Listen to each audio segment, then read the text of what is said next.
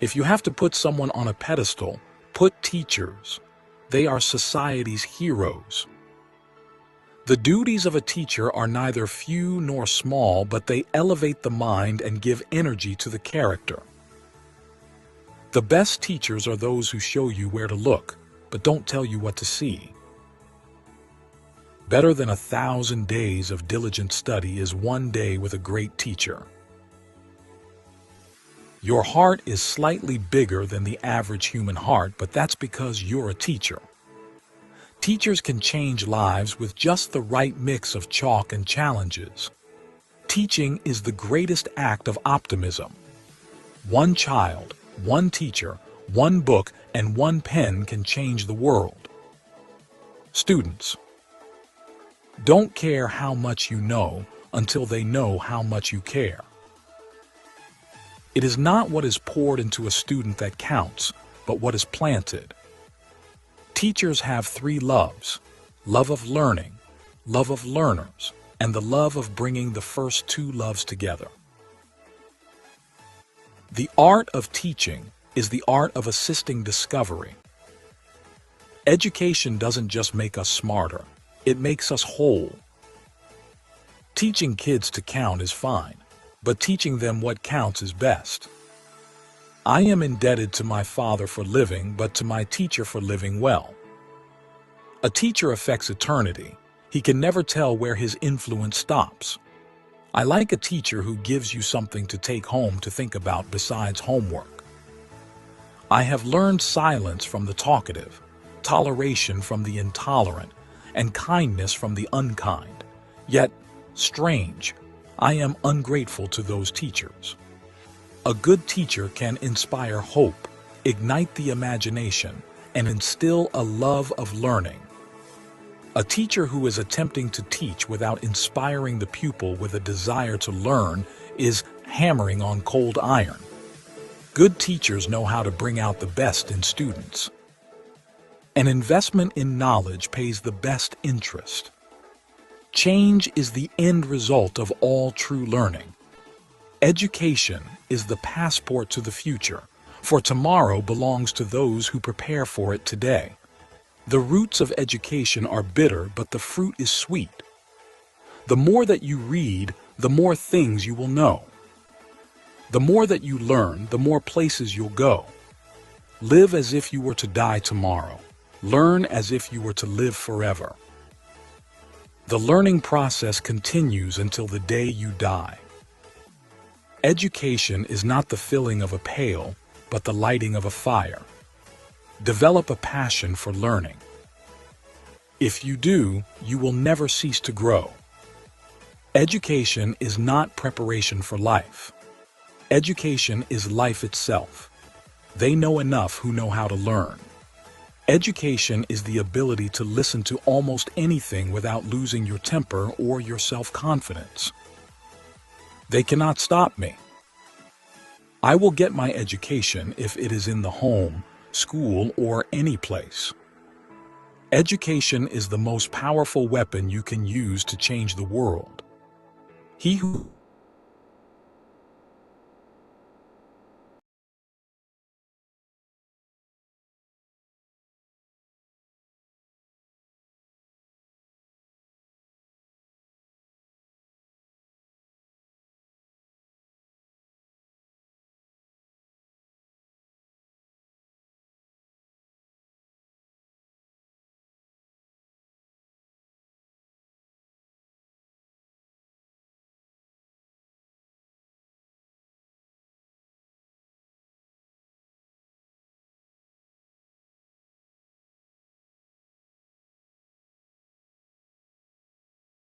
Good evening, everybody.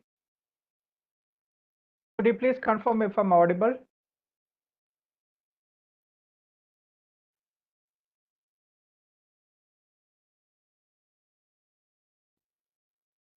All right, thank you. Good evening once again. Thank you all for registering and attending this one-week national level online faculty development program on outcome-based education and application of generative AI in teaching and research. which is organized by the Internal Quality Assurance Cell IQAC of Government College, Kottayam, in association with the Kerala State Higher Education Council, the KSHEC. We would like to welcome Professor Dr. Rajan Gurukal, Vice Chairman, Kerala State Higher Education Council, Dr. Rajan Varghese, Member Secretary, Kerala State Higher Education Council, Dr. R. Prakash, Principal, Government College, Kottayam, Dr. Mendes Jacob, Professor and Director, MCA, Marine College, Kottayam Autonomous, Dr. Sunil Job, Associate Professor and Academic Mentor, Marine College, Kottayam Autonomous. He will also be a resource person for today. Dr. Suresh Nambudri, Director, SPR Technologies, Pune, resource person on one of the coming days. Dr. Thomas Verghese, MSc, MEd, PhD, Chair, Finance Program, J.R. Shaw School of Business, Northern Alberta Institute of Technology, Canada. He will also be a resource person. Dr. Seno Jose, Professor and IQAC Coordinator, Government College, Kottayam. Dr. Ranjit Mohan P., Associate Professor and Research Director, Government College, Kottayam.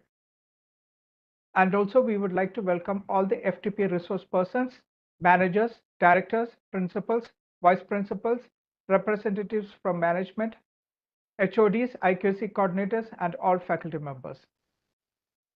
Now, about this FTP, this will be a one-week FTP program with live session from the timing of 7 p.m. to 9 p.m. We expect you to be present on all the days.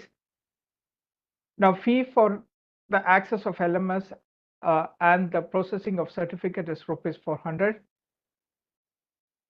All the participants who have paid the processing fee will receive the LMS access, the video recording for all the days, and the provision to download your FTP completion certificate.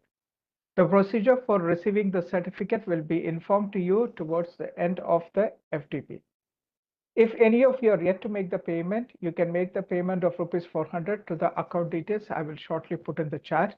If you are unable to attend any of the live sessions, they will be available in the LMS.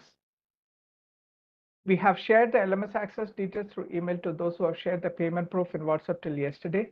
Those who have shared the payment proof in WhatsApp today will receive the LMS access details later in the day or by tomorrow. If any of you have any trouble in attending the WebEx online session, you could also join the YouTube live session, the link of which I will give in the chat now.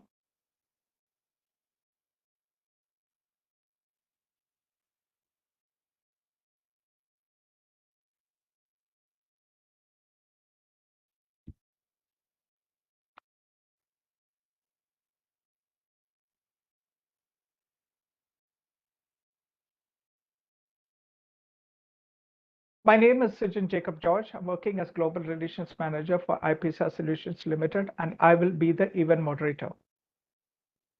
Now, coming on to the introductions about Kerala State Higher Education Council, the KSHEC. The Kerala State Higher Education Council is the principal higher education policy input provider and trendsetter of the state of Kerala, and it strives to bring about the equity and excellence in the higher education sector. The Council is an apex level statutory body instituted under the Kerala State Higher Education Council Act 2007 and the Kerala State Higher Education Council Amendment Act 2018 of the State Legislature of Kerala. Pursuing its democratic structure and participatory approach in making decisions, the Council is often denominated as a mandated working collective of all the stakeholders of the higher education sector, including academics, administrators, and students. Now coming to the introduction of Government College Kottayam. Government College Kottayam was established in 1972 and is situated in a beautiful campus on the outskirts of Kottayam, Kerala's city of letters. It is the only government-owned arts and science college in Kottayam district and functions under the Department of Collegiate Education. The college is affiliated to Mahatma Gandhi University, Kottayam, and is recognized under the 2F and 12B schedules of the University Grants Commission. The college was re-accredited by the National Assessment and Accreditation Council (NAC) with A grade in 2016 and is placed in the between 100 and 150 band in the National Institutional Ranking framework NIRF in 2022. Government College Kottayam had a humble beginning with 3 pre-degree and undergraduate UG courses. Eventually, the college has emerged as one of the most prominent higher education institutions in Central Kerala. Government College Kottayam has 6 research centers, a interdisciplinary research center of the college has a sophisticated analytical instrument facility, SAIF, comprising advanced research instruments worth more than 2 crores rupees. The college has a state-of-the-art library, a geology museum, which is the largest one in Kerala, and a well-furnished aquarium house. Other important facilities include smart classrooms, well-equipped science labs, social science research center, center for advanced computing, material research labs, microbiology labs, uh, geomatics and petrology research labs, language lab, centralized computer center, well-equipped fitness center, and hostel facilities for girls and boys. Now, before we move on to the sessions, if it is possible, could you please turn on your videos for a few seconds, and we would like to take a screenshot for documentation purpose.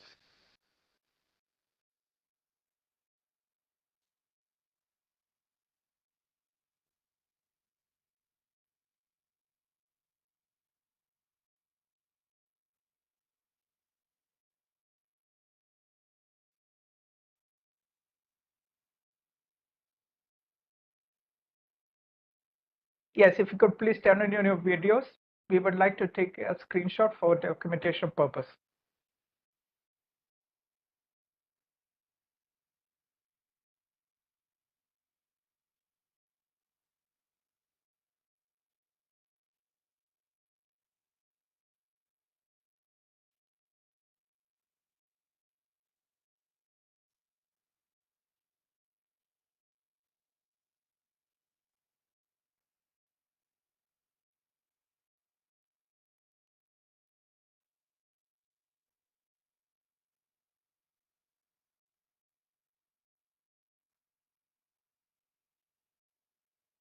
Okay, now moving on to our first session for today, that will be the welcome speech by Dr. R. Prakash, our principal, Government College, Kottayam. Dr. R. Prakash is also the Deputy Director in charge, Collegiate Education, Kottayam, in addition to serving as the principal. He is a PhD from MG University and having 31 years teaching experience. He has served 6 years as a syndicate member of MG University. He has published 14 research papers and presented research papers at 11 national seminars and 2 international seminars. Over to you, sir.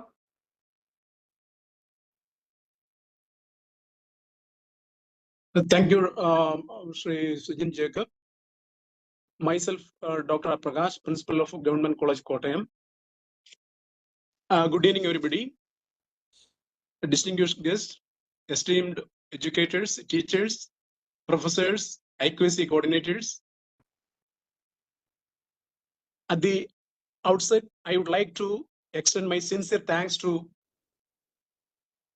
Kerala Higher Education Council and also to IPSR, who provide technical support to organize this national seminar. And also, I welcome you all to this national seminar. Today, we gather in this seminar on outcome-based education and generative artificial intelligence. Where outcome-based education and artificial intelligence, we know that two transformative forces shaping the future of education. We stand at the precipice of a new era in education where the traditional boundaries of learning are expanded through technology and innovative pedagogical approaches. Outcome-based education represents a paradigm shift from traditional education methods to a more dynamic, learner-centered approach. It emphasizes clear, measurable outcomes for students to achieve, ensuring that every learner can succeed and contribute meaningfully to our society. At the heart of this transformation is artificial intelligence. We know that artificial intelligence is not just a tool, but partner in redefining how we teach, learn, and interact with knowledge. From personalized learning experiences to intelligent tutorial system and beyond, AI has the potential to democratize education, making it more accessible, engaging, and effective for everyone. This seminar is a celebration of these changes and a call to action. Through our discussions, workshops, and collaborations, we aim to explore the synergies between outcome-based education and artificial intelligence. We will delve into how AI can support the principles of OBE, creating educational experiences that are not only tailored to the outcomes we seek, but also enriched by the insights and efficiencies that AI offers. Our journey towards our journey together will cover the theoretical foundations, practical applications, and ethical considerations of integrating AI into education. We will hear from leading experts, innovators, and educators who are at the forefront of this revolution. Their insights and experiences will illuminate the path forward, helping us to navigate the challenges and seize the opportunities that lie ahead. As we embark on this exciting journey, let us embrace the spirit of innovation, collaboration, and commitment to excellence. Together, we can transform education, empower learners, and create a brighter future for all. Thank you all for being part of this national seminar event. My duty is to welcome all distinguished personalities and every participants to this program. Professor Rajan Gurukal, the Honorable Vice Chairperson of Kerala Higher Education Council, and also former Vice Chancellor of Mahatma Gandhi University, who is the backbone of this program. He provided a lot of support to organize this national level program by the Government College Kottayam. So I sincerely extend my welcome to Professor Rajan Gurukal to this function. Dr. Rajan Varghese, Member Secretary of Kerala Higher Education Council, who also lends a lot of supports and advice to better to organize a national level seminar. So I extend my sincere welcome on behalf of Government College Kottayam to Dr. Rajan Varghese to this function. Dr. Mendes Jacob, the IPSR founder chairman, who is also participating here in this national seminar. He lends us a lot of technical support to organize this program, and I extend my sincere thanks to, and also I welcome, extend my sincere hearty welcome to Dr. Mendes Jacob to this program. And the coordinators of this program, Professor Senojos and Dr. Ranjit Mogan. Professor Senojos, who is our IQC coordinator, also head of the Department of Chemistry. Dr. Ranjit Mogan, the research director and also head of the Department of Commerce of Government College Kottayam. I extend a warm welcome to both Professor Senojos and Dr. Ranjit Mogan to this function. And here our subject experts and also dear participants, IQC coordinators and educators from various parts of our country. I extend sincere welcome to all participants to this function on behalf of Government College Kottayam. With these few words, I once again welcome you all to this function. Thank you all. Thank you, sir. Thank you for that welcome speech. Now we will move on to the inaugural address that will be delivered by Dr. Rajan Gurukal, who is the Vice Chairman of the KSHEC. Dr. Rajan Gurukal is the former Chancellor of Mahatma Gandhi University, Kottayam. Dr. Rajan Gurukal is a leading Indian social scientist, historian, professor, and writer. He has written many books and articles on different topics and also received awards for his works. Over to you, sir. Okay, good evening, all of you. Dr. Prakash, Dr. Rajan Varghese, Dr. Mendes and his team, dear participants. I am immensely happy to see that colleges are taking initiatives in organizing outcome-based education workshops in the context of AI facilitated digital technologies of higher education. It's very important that teachers know these days how digital technologies aid teaching and learning. We have been talking about outcome-based education so long. As you know, it came into being in the late 50s, and then there was a period of lull, and once again it got revived only as a subject of learning for the teacher education students.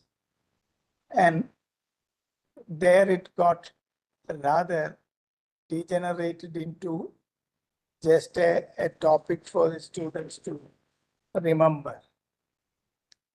Now in 2021, there is an altogether different revival of the method in the context of worldwide massification of higher education. It became important to measure the development of learning in order to ensure quality in classrooms of a large number of students. And it was important to ensure that the teachers are able to make sure themselves that students follow, students understand. And it was also important to make sure that the students know what they were expected to learn and what cognitive benefits they were expected to acquire. Now, when it got revived with enough justification from cognitive science, the debate over the validity of Bloom's taxonomy once again got opened up. It's going on, but the world is not paying attention to the debate because it's essential for the present day education, as I said, in the context of massification, demanding quality assurance, and also a solid method of making assessment. It is important to make assessment as much objective as possible. You are able to identify measurable outcomes. Now, as you all know, it's very difficult. You cannot identify objectively definable outcomes. So the only possible way is to have at least a tenuous scheme by way of taxonomy. There are various the world over. Most of the higher education institutions are following the reformed Bloom's taxonomy. Now, wherein outcomes are presented in a graded hierarchy, although learning is not that systematized a procedure with the base to the top. But as I said earlier, it's essential to have some kind of order about it and then plan teaching strategies by defining each level with the help of Bloom's taxonomy.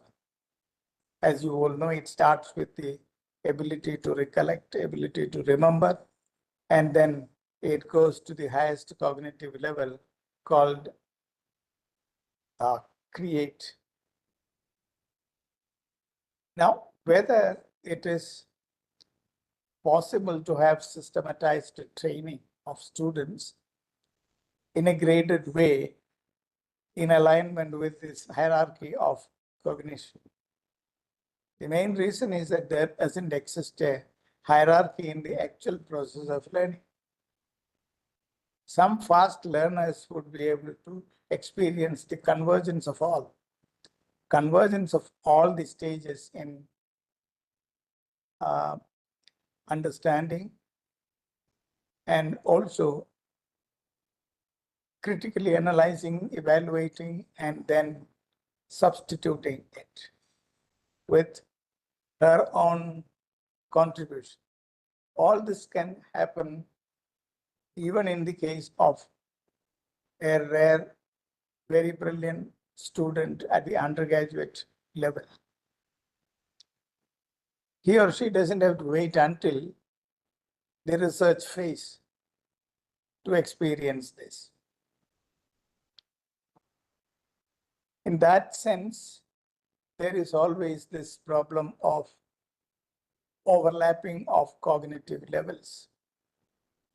Nowadays, the discussion is around higher order cognition.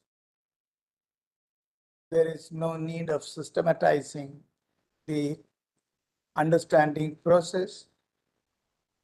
You can think about the higher level involving faculty to analyze, faculty to evaluate, and faculty to create.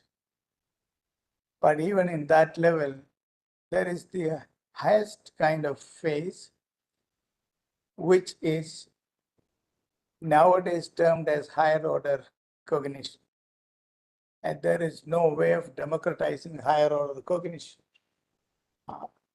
Important educators in the field are straining at least to find some ways of democratizing higher order cognition in the sense that at least majority of students in a classroom are able to experience what higher order cognition means.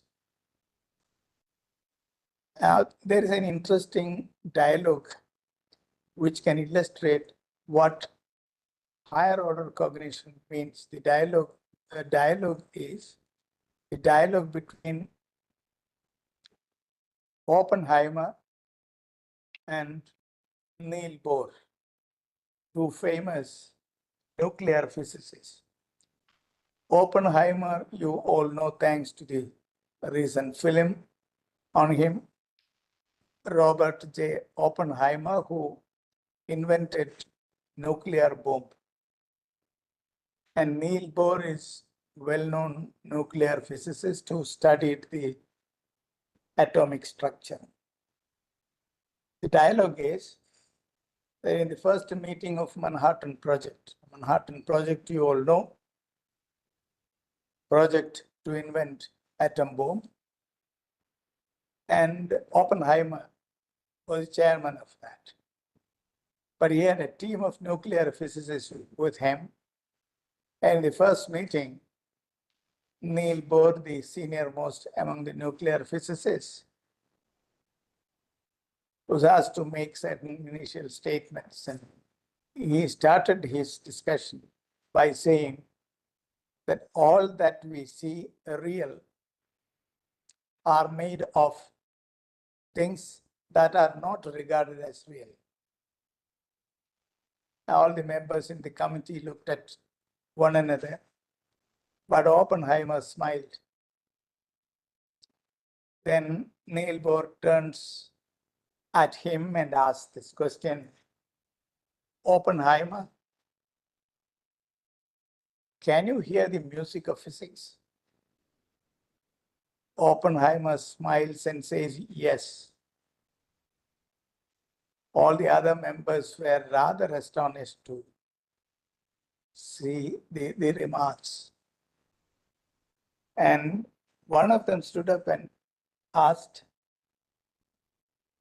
Neil Bohr, Bohr, can you teach me? Then Neil Bohr only smiled and Oppenheimer continued. He said, there is no point in asking an instrumental musician, can you read the musical notations that you follow? It's important to ask him, can you hear the music of the instrument and also the musical rhythm that he was supposed to produce by playing it? Likewise, it is not important to ask a theoretical physicist the question, can you read the equations and algorithms? It's important to ask him, can you hear the music of equations and algorithms? Even then, it was not possible to communicate because most of these nuclear physicists found all these statements rather embarrassing. This is the level of communication of science of high order, even in a group of specialists. It's very important to find a medium to communicate. Well-known media are one, the informal language, which is the mother tongue, or the language that we have acquired. And the formal language. Formal language is the language of algebra or the language of equations and so on.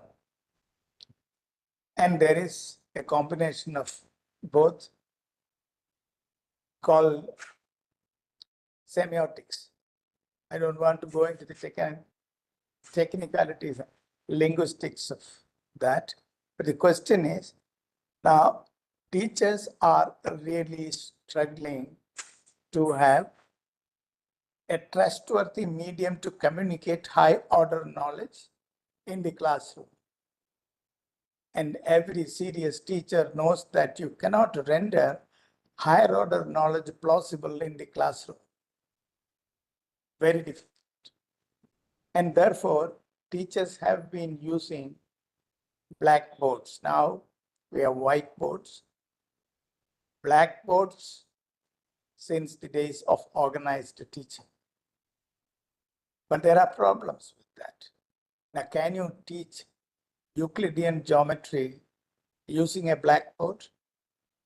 All that you can do is to draw a line on the board. And a very critically oriented original student, as I said earlier, capable of hearing the music of knowledge, will stand up and ask the question, sir, is it a straight line or a rectangle? He has already studied, or she has already studied, that a line drawn is having width. However, micro level is its width. A line with width is a rectangle. But Euclidean physics, Euclidean geometry doesn't talk about a straight line with width. That's an altogether different concept. So the board fails there. At least the blackboard technique with a chalk fails to communicate Euclidean theory of straight line in the classroom. Whereas all the other students would just take it for a good illustration, but it's an unscientific and wrong illustration of the theory. I don't want to go into various other methods the teachers use, charts, diagrams, and these days, highly sophisticated pie charts and so on, boxes. All these are there. Now, all these really fail to communicate higher order knowledge. Now, we have, for our rescue, digital technologies, particularly today, the artificial intelligence driven augmented reality, virtual reality, mixed reality, and so on, which are capable of providing a student immersive effect. A student is able to touch the non-tactile. One is able to experience space, experience abysmal level depth of the ocean, touch planets, touch wild animals, and also see and enjoy what an atom means and what subatomic particles are, and also experience what the dynamic that exists between two subatomic particles, and it goes like that. That which was communicated or believed to have communicated with the help of algebra or high-level mathematical modeling is now quite palatable these days. One can present it something empirically given. Now, even then, the challenge of communicating higher order knowledge, exciting higher order cognition in the maximum number of students in a class, it is still remaining a challenge. And with that being exceptionally different, our focus is on the greatest number of students and their experience of loving the process of learning, wherein the only dependable teaching device is outcome-based education combined with the technique of assessment. I don't want to prolong. I just gave you a tip of what it is. Outcomes are presented as items which should inevitably attained by every student.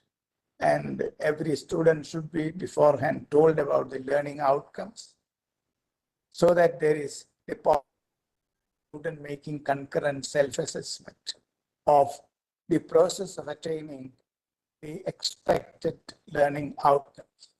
And teacher, through various interactive techniques, would be able to make sure that the greatest number of students in the class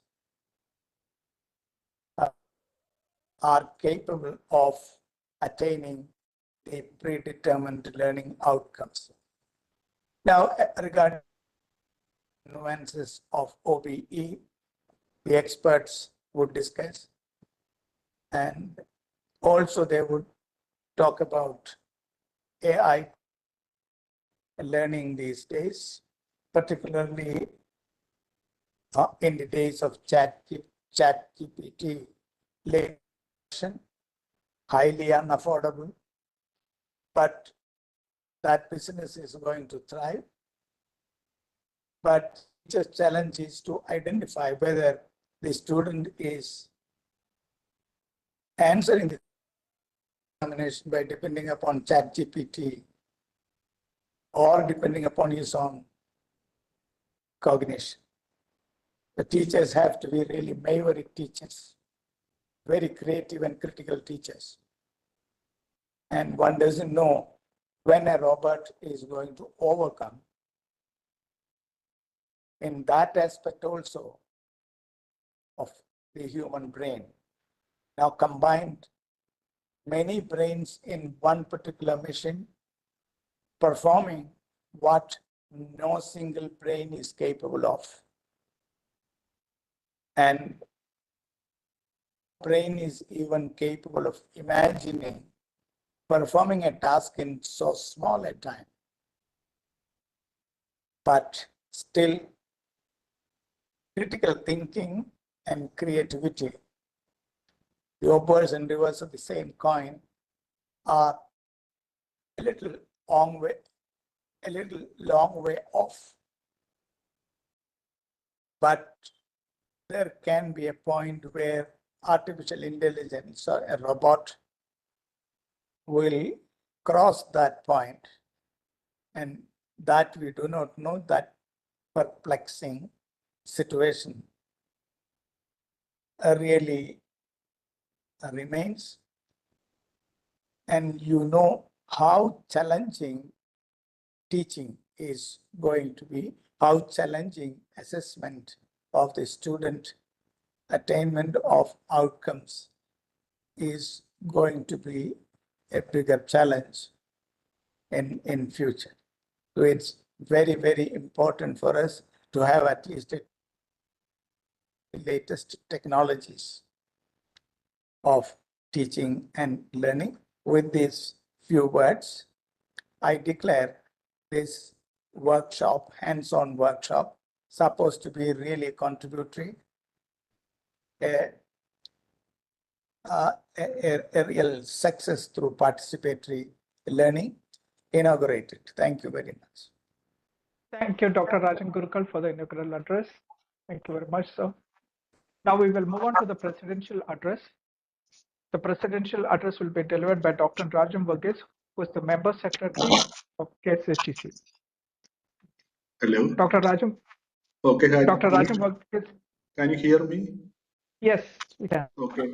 So, good evening, respected Gurukal sir,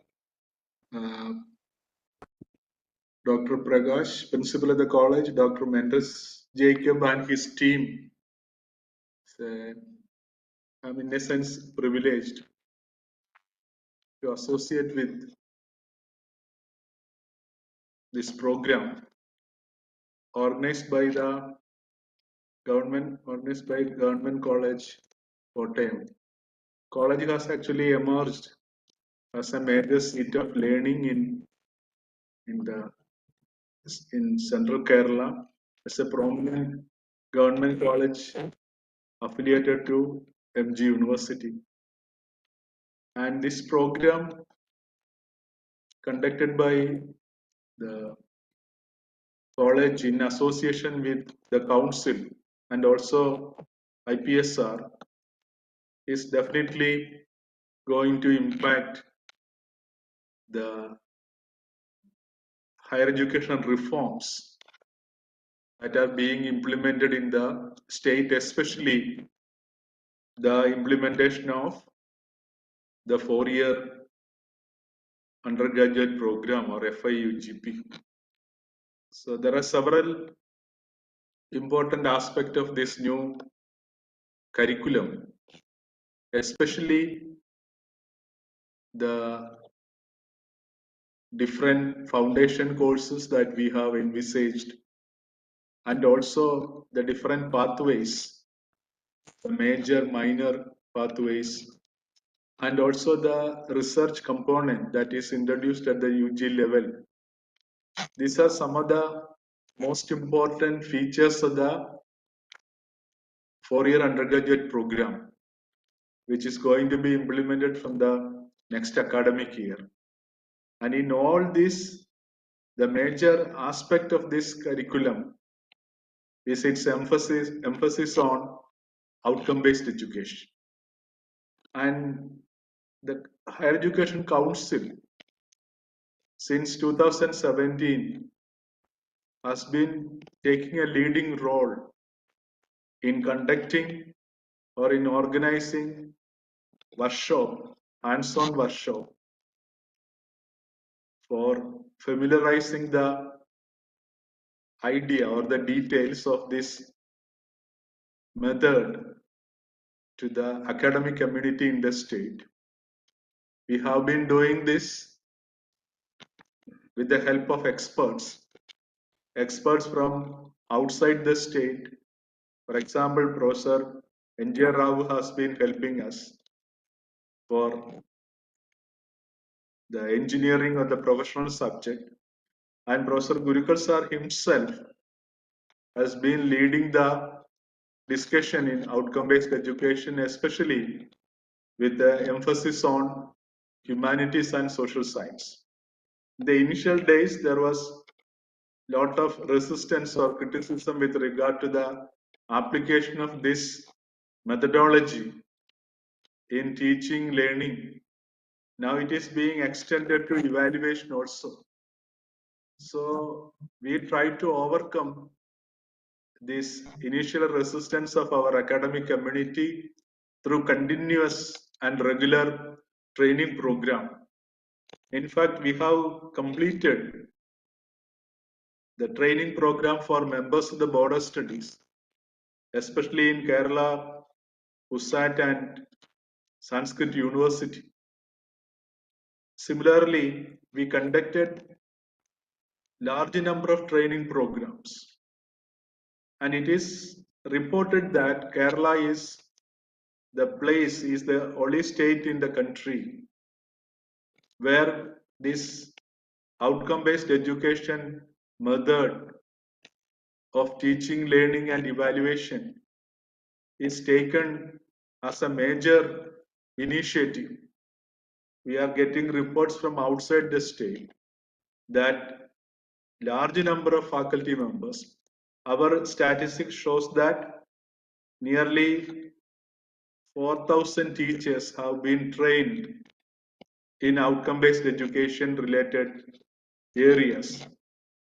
And IPSR and Dr. Mendes and his team has been providing immense support to this initiative. Similarly, teachers of government college, especially teachers like Dr. Santosh from Patambi College and Dr. Lijish of the Department of Computer Science, University of Calicut, they have been helping the council in this training program.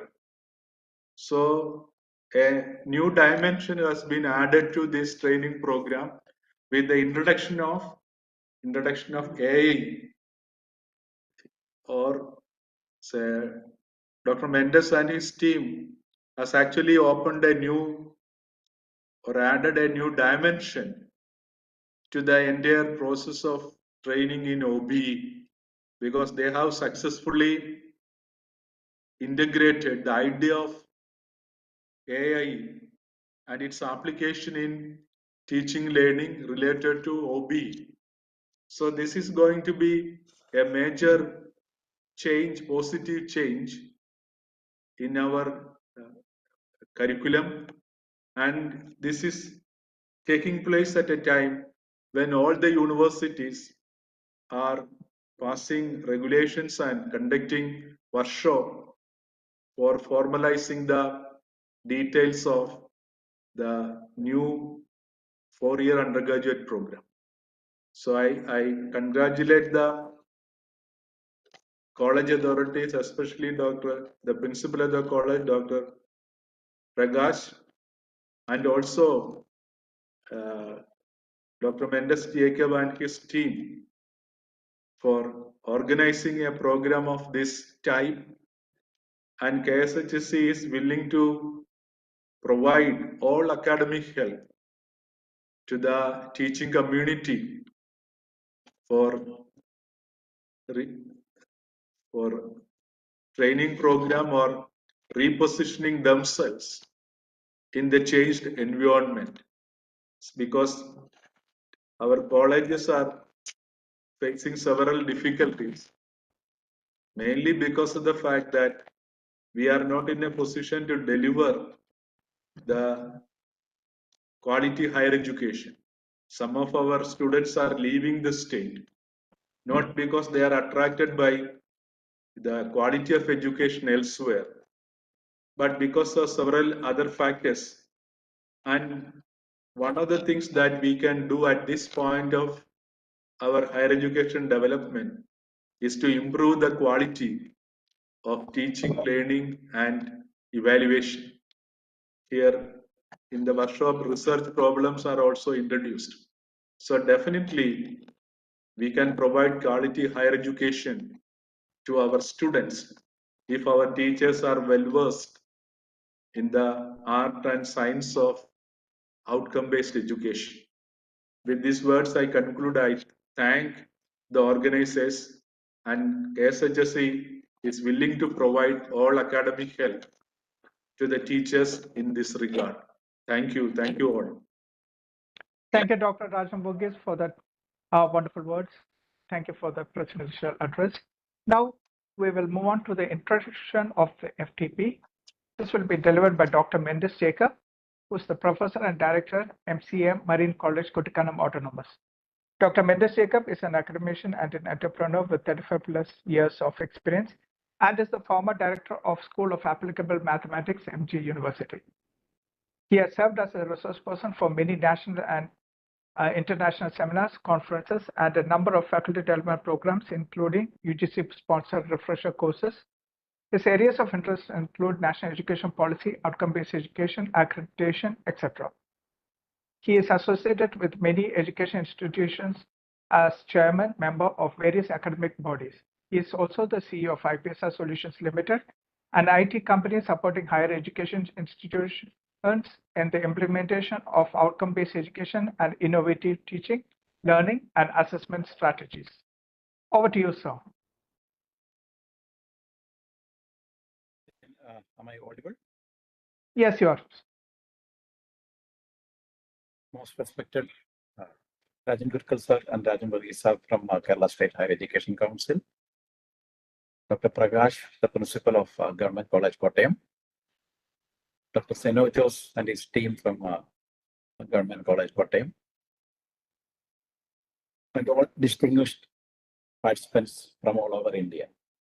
A warm welcome to all distinguished guest participants who are attending this faculty development program on outcome-based education and the imperative role of generative AI for teachers. We are actually delighted to witness an enthusiastic response with over 2,000 participants from diverse institutions across India. Some of them are attending through YouTube online, and some of them are maybe attending the recorded sections of these online sections through LMS. This diverse gathering promises rich interactions and insights that will prove invaluable in refining our approaches to innovative teaching, learning, and assessment activities, particularly in light of the challenges posed by the lack of expertise among faculty members in the practical implementation of OBE. Implementation of, our esteemed resource persons bring not only academic expertise, but also practical insights from industry and consultancy.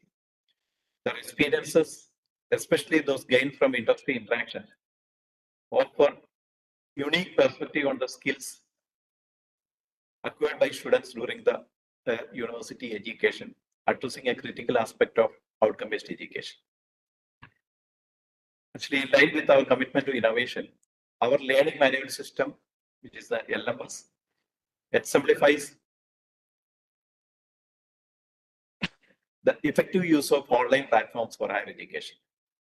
The platform integrates various features, including workshops for learning and assessment, learning activities for assured learning,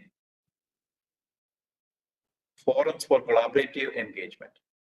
Additionally, tools like Mentimeter and Padlet, they are incorporated to further enhance the participants' experience.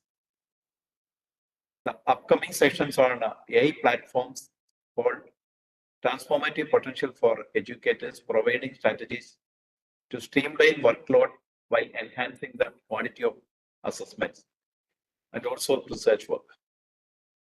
I am pleased to announce that The paid participants will receive a complimentary access to questionpaper.ai, an innovative platform facilitating the generation of course outcomes and creation of quality assessments and question papers. To ensure comprehensive learning experience, we have structured the FDP with a balanced approach. It's a hybrid model where approximately 30% of the topics will be covered through live section, fostering real-time engagement, while the remaining 70% will be delivered through our learning management system. This design allows participants to learn at their own pace with embedded tasks and assignments for a hands-on experience. This is going to be truly a hands-on workshop. LMS access will be extended for an additional 10 days after the live session, promoting continued learning flexibility. I'm delighted to acknowledge the support of Kerala State Higher Education Council in promoting online education through platforms like Moodle. The Higher Education Council backing adds substantial weight to this FDP, and we express our sincere gratitude to Govt sir and Rajamurthy sir for their valuable presence and encouragement. I also thank the management of Government College Kottayam, especially the principal, Dr. Prakash, and Dr. Seno Jose, the IKC coordinator. I acknowledge the hard work of Mr. Jaimon Kuriakos, Mr. Sijin George, and the entire technical team consisting of 15 plus members who has worked day and night to make this event a reality. During the coming days, the participants also get their support.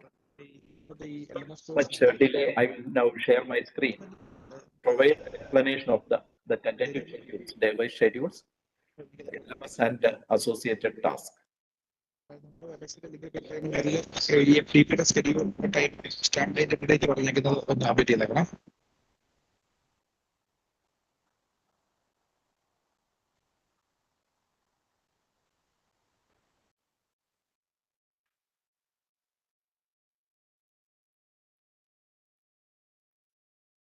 This is the day-wise schedule. Like today, we have a technical section that is on learning domains by Dr. Sunil Jha. And day 2, that means tomorrow, we'll have a section on architecture of OBE and design of outcomes, again by Dr. Sunil Jha. And day 3, March 8th is actually a holiday. So March 9th, Saturday, there will be a section by Dr. Thomas Varghese from Canada. He'll be delivering a talk on OBE, a Canadian experience. In addition to that, we'll be talking on a SOTL, scholarships of teaching and learning. And on day 4, that is on Monday, March 11th, mapping of outcomes, calculation of attainment, analytical reports, then AI assisted assessments. Day 5, March 12th, we have underlying threads of OBE, ChatGPT and AI tools by Dr. Suresh Nambudiri. And the last day, March 13th, AI in research by Dr. Suresh Nambudiri. And OBE for accreditation and useful tools again. And we have a feedback and voluntary section on the last day. In between, we have 2 holidays, that is on a Friday and Sunday, so that you can complete your task on the LMS, Learning Management System. And even after completing the FDP, you will get more time for completing the task. And again, you can go through the contents provided there. Lot of contents are available on the Learning Management System. I will just go through the LMS. This is our Learning Management System, where we have the doubt clearance forum, then research forum, so that the participants can collaborate. And a lot of content is available there. There is a lesson activity. There are videos regarding book taxonomy. There are some tasks and assignments, and for each task, there will be an SOP. How we can do the task, everything will be explained. And every day, the recorded sections will be uploaded on the LMS. And there are other important contents like a white paper on OBE. Then you will have a OBE manual templates, so that when we implement OBE in your institution, you can use all these tools. There will be some Padlets so that you can experience how you can use a Padlet. It's a free tool for your teaching learning activities. And you can also post some questions on Bloom's taxonomy, questions on your course based on Bloom's taxonomy and the Padlet. There you can use the AI, ChatGPT and AI tools. So this is the content of the LMS, and a lot of videos are available regarding education tools, the reference materials.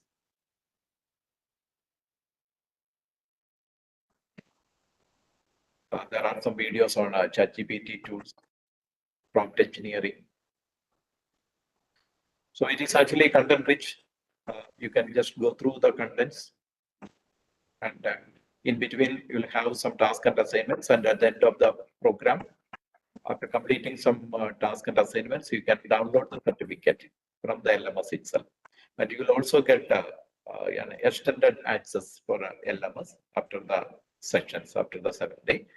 So this will be a program with 8 days total, and 6 days you have live sections, and the other days you can go through the LMS and you can complete your task on the LMS. So that is about the learning management system. We have a technical section today after the vote of thanks. So we expect that all the participants attend the live sessions, and if you are not able to attend the live sessions, as I mentioned earlier, you will get the recorded sections. So once again, all the best to all the participants. Let us have a fruitful interactions in the coming days here ahead. Thank you once again to Kerala State Higher Education Council, especially Rajan Gurukul sir and Rajan Varghese sir, and the principal, Dr. Prakash, and Dr. Seno Jose, the IQC coordinator, and the team. Thank you very much. Thank you, sir. Thank you for the introduction of the FDP. Now we'll move on to the vote of thanks that will be delivered by Dr. Seno Jose, the professor and IQC coordinator of Government College, Kottayam. Over to you, sir. Good evening to all. I think I'm audible. Yes, Is you it are. okay? Yes. Most esteemed Vice Chairperson of Kerala State Higher Education Council, Professor Dr. Rajan Gurukul sir, Professor Rajan Varghese sir, Prakash sir, Mendes sir, and others. It's my pleasure and privilege to be a part of the inaugural session of this national level faculty development program organized by Government College Kottayam in association with the Kerala State Higher Education Council and IPSR. In fact, this is one of the biggest online events organized by our college, Government College Kottayam. As mentioned earlier by Mendesa, we have more than 2,000 registered participants. And among them, more than 1,000 participants are from outside Kerala. I'm sure that this faculty development program would be extremely beneficial for all the participants.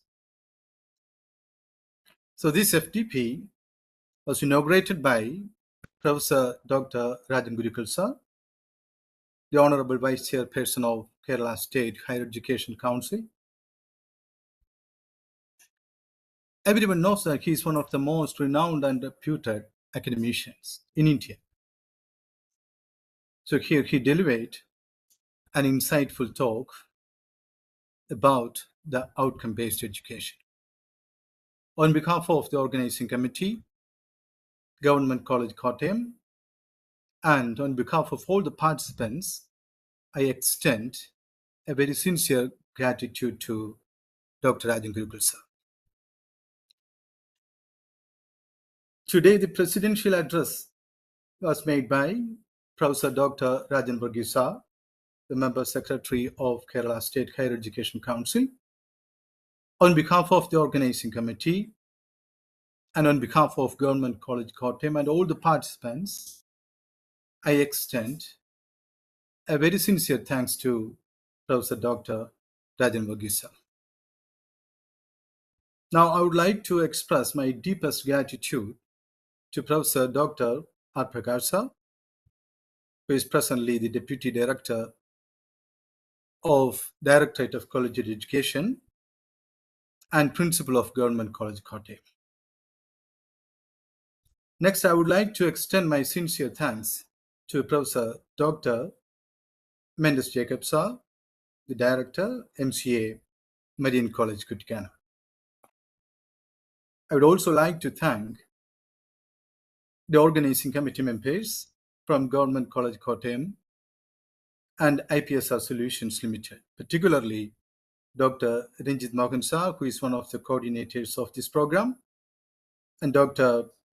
Jayman Kyriakos and Dr. Subin Jacob George. I would also like to thank all the resource persons and experts who would handle the technical sessions today and the following days. Finally, and importantly, I express my sincere thanks to all the participants. I wish all the very best for the program and for all the participants. Thank you very much.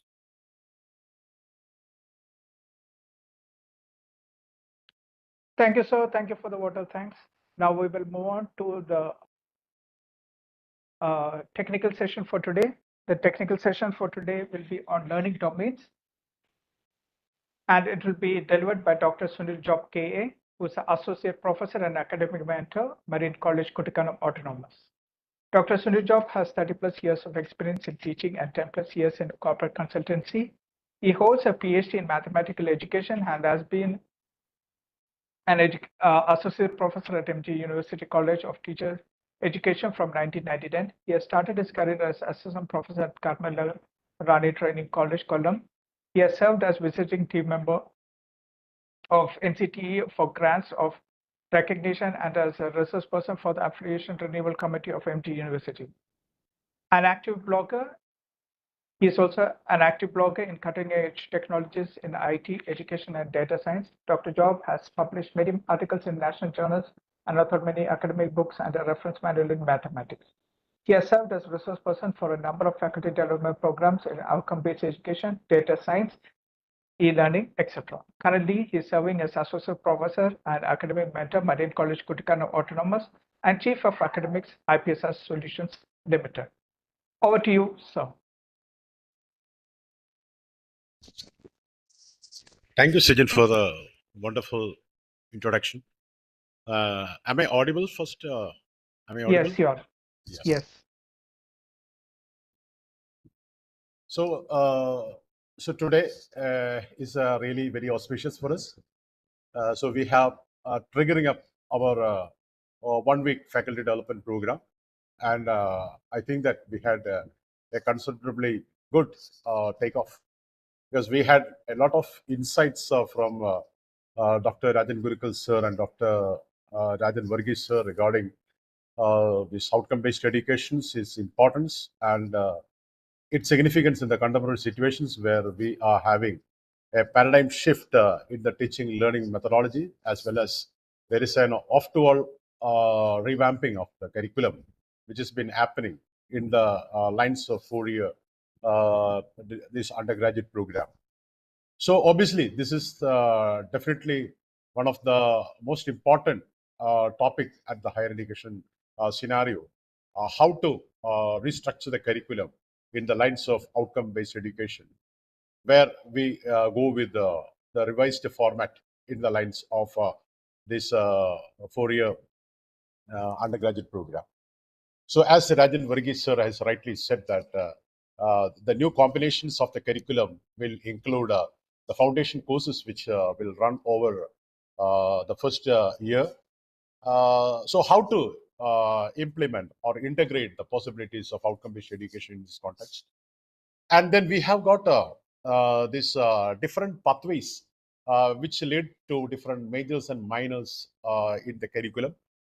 So how we can tackle these possibilities of outcome-based education, how to make assessments in the scenario when this core subject or the major subject is completely in the hands of the department, and the minor subject goes to the other departments. How can we integrate all these possibilities? So it is definitely a challenging thing at this point of time to get a crystalline idea of how things could be done. And finally, when we go to the fourth year, the research component is also added. So in this scenario, making the things that is happen in the right way, what to do and how can we integrate? Probably, I think you will be getting some answers by the end of these sections. And not only that, the highlight of this FTP is that we can integrate the possibilities of AI, because obviously there is it is said that by integrating the possibility of AI in the right sense, definitely you will be able to save your work time by about 70 to 80% if you are doing it in the right way. So this segment definitely will give you how to streamline the possibilities of AI into the teaching learning environment and how it can act as a support system for making our outcome-based education implementation a success. So definitely, this would be really beneficial for you, and not only that, those who are availing it in its best will be that means by getting the access to the LMS and exploring the possibilities of the richer. I don't say the possibilities, the richer treasure which has been there in this LMS will definitely help you to gain a lot of insights and a practical knowledge of integrating these outcome-based educations in your college scenario.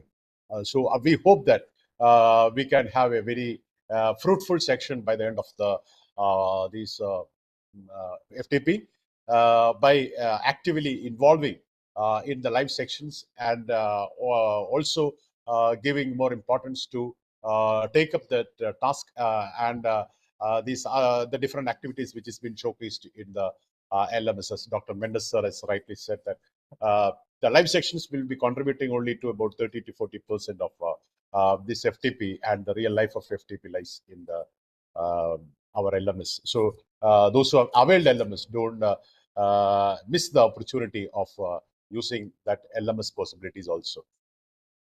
So, oh, sorry, I forgot to extend my cordial this thanks to the organizing committee, that is the government college Kottayam, for giving me an opportunity, as well as the Kerala Higher Education Council for giving an opportunity to be with you, to interact, especially in the first 2 days. Where we will be going through the taxonomy, the Bloom's taxonomy, which is something very, very important when we go into the functional framework of outcome-based education. And also, I'll be introducing to you about the architecture of outcome-based education. Definitely, it is not a new thing, but we will just go through this. That is the framework of outcome-based education in a realistic scenario by giving more accesses to its significances and some tips and tricks where we can integrate some tactics for bringing out better outcomes and to have some quality checks. So this will be something which I'll be discussing with you, and there is a very, very good list of interactions which will going to happen, because we have got resource persons from Canada, Alberta University. So you can get a very rich experiences of what is happening there in terms of outcome-based educations, and he'll be sharing with you some new topics like SOTL, that is Scholarship of Teaching Learning, which is something right evolving in this higher education scenario, as well as Dr. Mentors and Suresh Nambudiri will be there to make the things much, much better. So definitely we can go to the technical section now. It's already 8:10, and definitely we will try to wind up at 9, obviously. So we can directly go into my section. So let me share my, I've got a few slides to share with you. So let me share my screen for you. And there is some issues with the internet connectivity, so I'm just keeping my those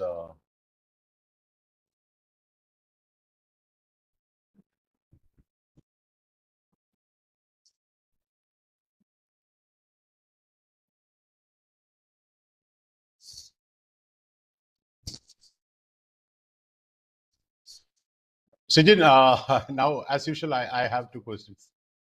Is my sound? Yes, your slide is visible. Okay, thank you, Sijin. So here we go to the first section. We've been handling a lot of training programs in FTP, both online as well as offline sections. So whatever be its mode and modalities, we will be beginning with the Bloom's taxonomy. So I'm sure that this is not a new thing to you, because probably being teachers as well as being active in the implementation of outcome-based education, so you will be having a knowledge on Bloom's taxonomy, but still let it be a revisit to the Bloom's taxonomy, because it is that importance when you are trying to streamline your curriculum in the lines of outcome-based educations. So let us go to this taxonomy here. So obviously the word itself, the Bloom's taxonomy is coined from the person who has contributed this classification. Taxonomy is classification. So here, what Benjamin Bloom, he is the person who has given this taxonomy in its first form in 1956, and it has been revisited and restructured, and it is presented. The revised version is been presented by the associates of Bloom, named Anderson, in 2001. So we'll be checking out what is there in 2001 taxonomy. So before going into this, a word about this. What exactly Bloom's taxonomy means? So actually, the Benjamin Bloom has tried to classify, because learning is a process which will progress from very simple, direct, and concrete experiences to complex and abstract level. So what Benjamin Bloom has tried to do is that he tried to classify the roadmap between simple to complex, or from concrete to abstract learning, into different levels. And what we are going to look up into is that we are just going to identify what are the different levels of learning which has been suggested by Benjamin Bloom. So going to my first slide, definitely all this taxonomy is all about learning. So I just included one small slide on what is learning. So you can just read, because there are a lot of definitions and explanations which has been given by many educationalists and the psychologists regarding what is learning. So this is a very simple statement that I've taken. Learning is a process that lead to change. So by the end of the process of learning, what should happen is that is the person who has been the person who has been undergoing the process of learning, some changes will be happening in him. And we can just take that component change. That component change that has happened in the learner could be in three areas. One thing is that there will be change in the way in which he thinks. That is the change that has been happening in his thought process. That is something related to the intellectual domain. The change can happen in the area of his attitude, his mannerisms, on how we make how we appreciate some things. The change can happen in that way. That is in his how we value the things, how he set his attitude, how we appreciate the things. The change can happen in that way. And the third area of change is that the change can happen on how he performs some motor skills, isn't it? Some skills which has been dominated by motor activities. The change, how he performs some things like that. Some practical related task in his life space or workspace, which has been dominated by motor skills. The change can happen in how he performed that. So learning is something that brings about change in these three areas.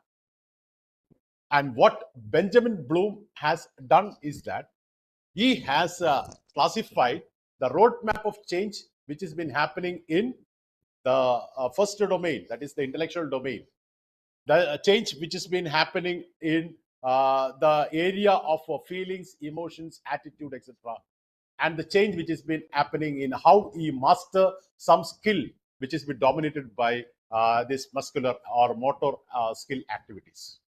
So the taxonomy is all about change which has been happening in these three areas. So that is first component which we are going to analyze today. And I will be trying to put a new concept also in this frame. I told that learning is something that brings about the change, isn't it? The change, that is when you are teaching the students or you are making the students to learn some topic, by the end of the topic, some change has happened in him in terms of how he knows some things or how he do some things. So that change is nothing but the product of his learning, or I would rather say that the outcome of the learning. So in an outcome-based scenario, what change you have to bring in the learner in terms of what he's been capable of doing will be prefixed first. And that change will be actualized by the process. That is the outcome-based education, isn't it? Suppose if you're going to take a class for a 1 hour class for your students. So when you are entering the classes, the students will be having some initial level of behavior. And by the end of the class, the students will not be there in the same level as before. They will be enhanced to a higher level. What is the difference between these? That is nothing but the change that you have tried to bring about in the students through that class. So that change is nothing but the output of the class, or I would rather say that the outcome of that class. So in an outcome-based scenario, you have to predetermine what is the outcome that you should bring in the students in that class. That is prefixed, and through your curricular activities, through your methodology and different strategies, you should be able to ensure that this change has happened. That is what the philosophy of outcome-based education. Suppose if you are given a course to handle for a program, that is, you are asked to teach a paper. You are given the responsibility to handle a paper for any semester. Definitely, before starting your classes, the students will be at same thing, initial level, and after completing the entire course that you are handling, the students will be elevated to a higher level. So what is the difference? The difference is nothing but the outcome of the class that you have rented. So in an outcome-based scenario, what you have to do? This outcome should be prefixed first. And that prefixed outcome is nothing but the course level outcome. And by the end of the course, you have to ensure that all the students have attained this outcome. So simple. So that is, so outcome-based education is nothing but a directional thing. It is not something very difficult or something like that. It is something that gives you a direction to your activity. That is, you should be directed to the end goal. And what is the end goal? That you are prefixed by the starting of the course. The same thing happens at the program level when the students are enrolled at the college. And for the UG program, they will be having an initial level of knowledge, behavior, attitude, etc., etc., etc. So after completing a 4-year program, definitely they will be elevated to a higher level.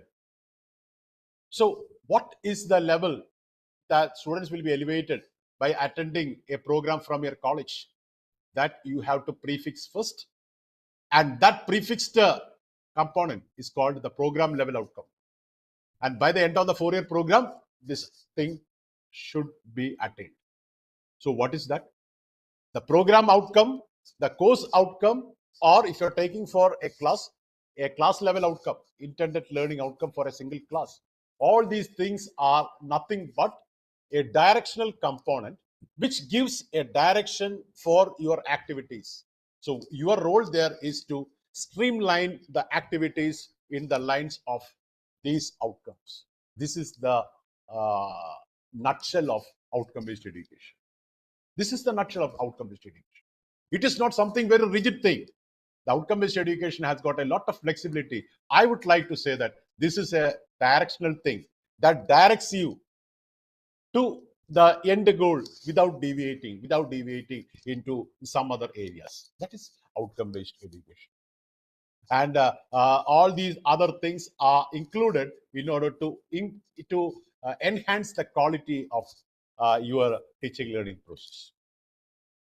Okay, so this is a small concept about what we are going to head in all these segments.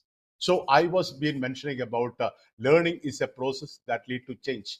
I was expanding that change in two ways. The change can happen in these three areas, as well as it is the change. It is that change will lead you to the outcome-based educational scenario, obviously. Now we can go to Bloom's taxonomy. The person with the lit with a smile is nothing but the Benjamin Bloom. He's very happy, smiling at you, right?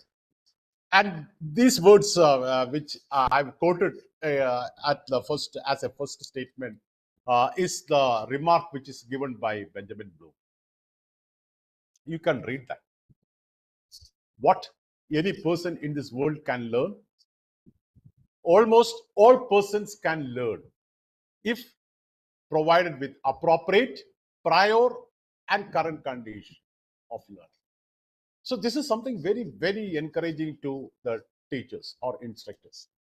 It gives you a concept that everybody can learn, provided if they are not challenged in some way or the other. Everybody can learn. And what is the if clause included? What is the if clause which has been included? If they are provided with appropriate prior and current conditions. So there is a hierarchy which has been happening in the learning process.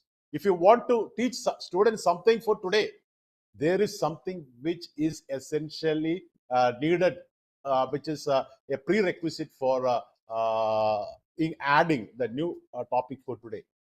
So that prior condition and current conditions of learning could be very beautifully mended through the knowledge of Bloom's taxonomy. So Bloom's taxonomy will be giving light on what is the level of learning that should happen through this topic that you're handling, and for that, what is the prerequisite level which is needed for the students. If this is properly met, then definitely there will be no issue. Everybody can learn. That is something very encouraging. So Bloom's taxonomy, knowledge of Bloom's taxonomy is not only a support system for outcome-based education, writing outcomes and assessment. It is there as a leading lamp for every activities and strategies that you can perform in a teaching learning scenario. Now you can continue reading. The Bloom's taxonomy is a set of three. What is the three here? Three. The three is the change can happen in three areas.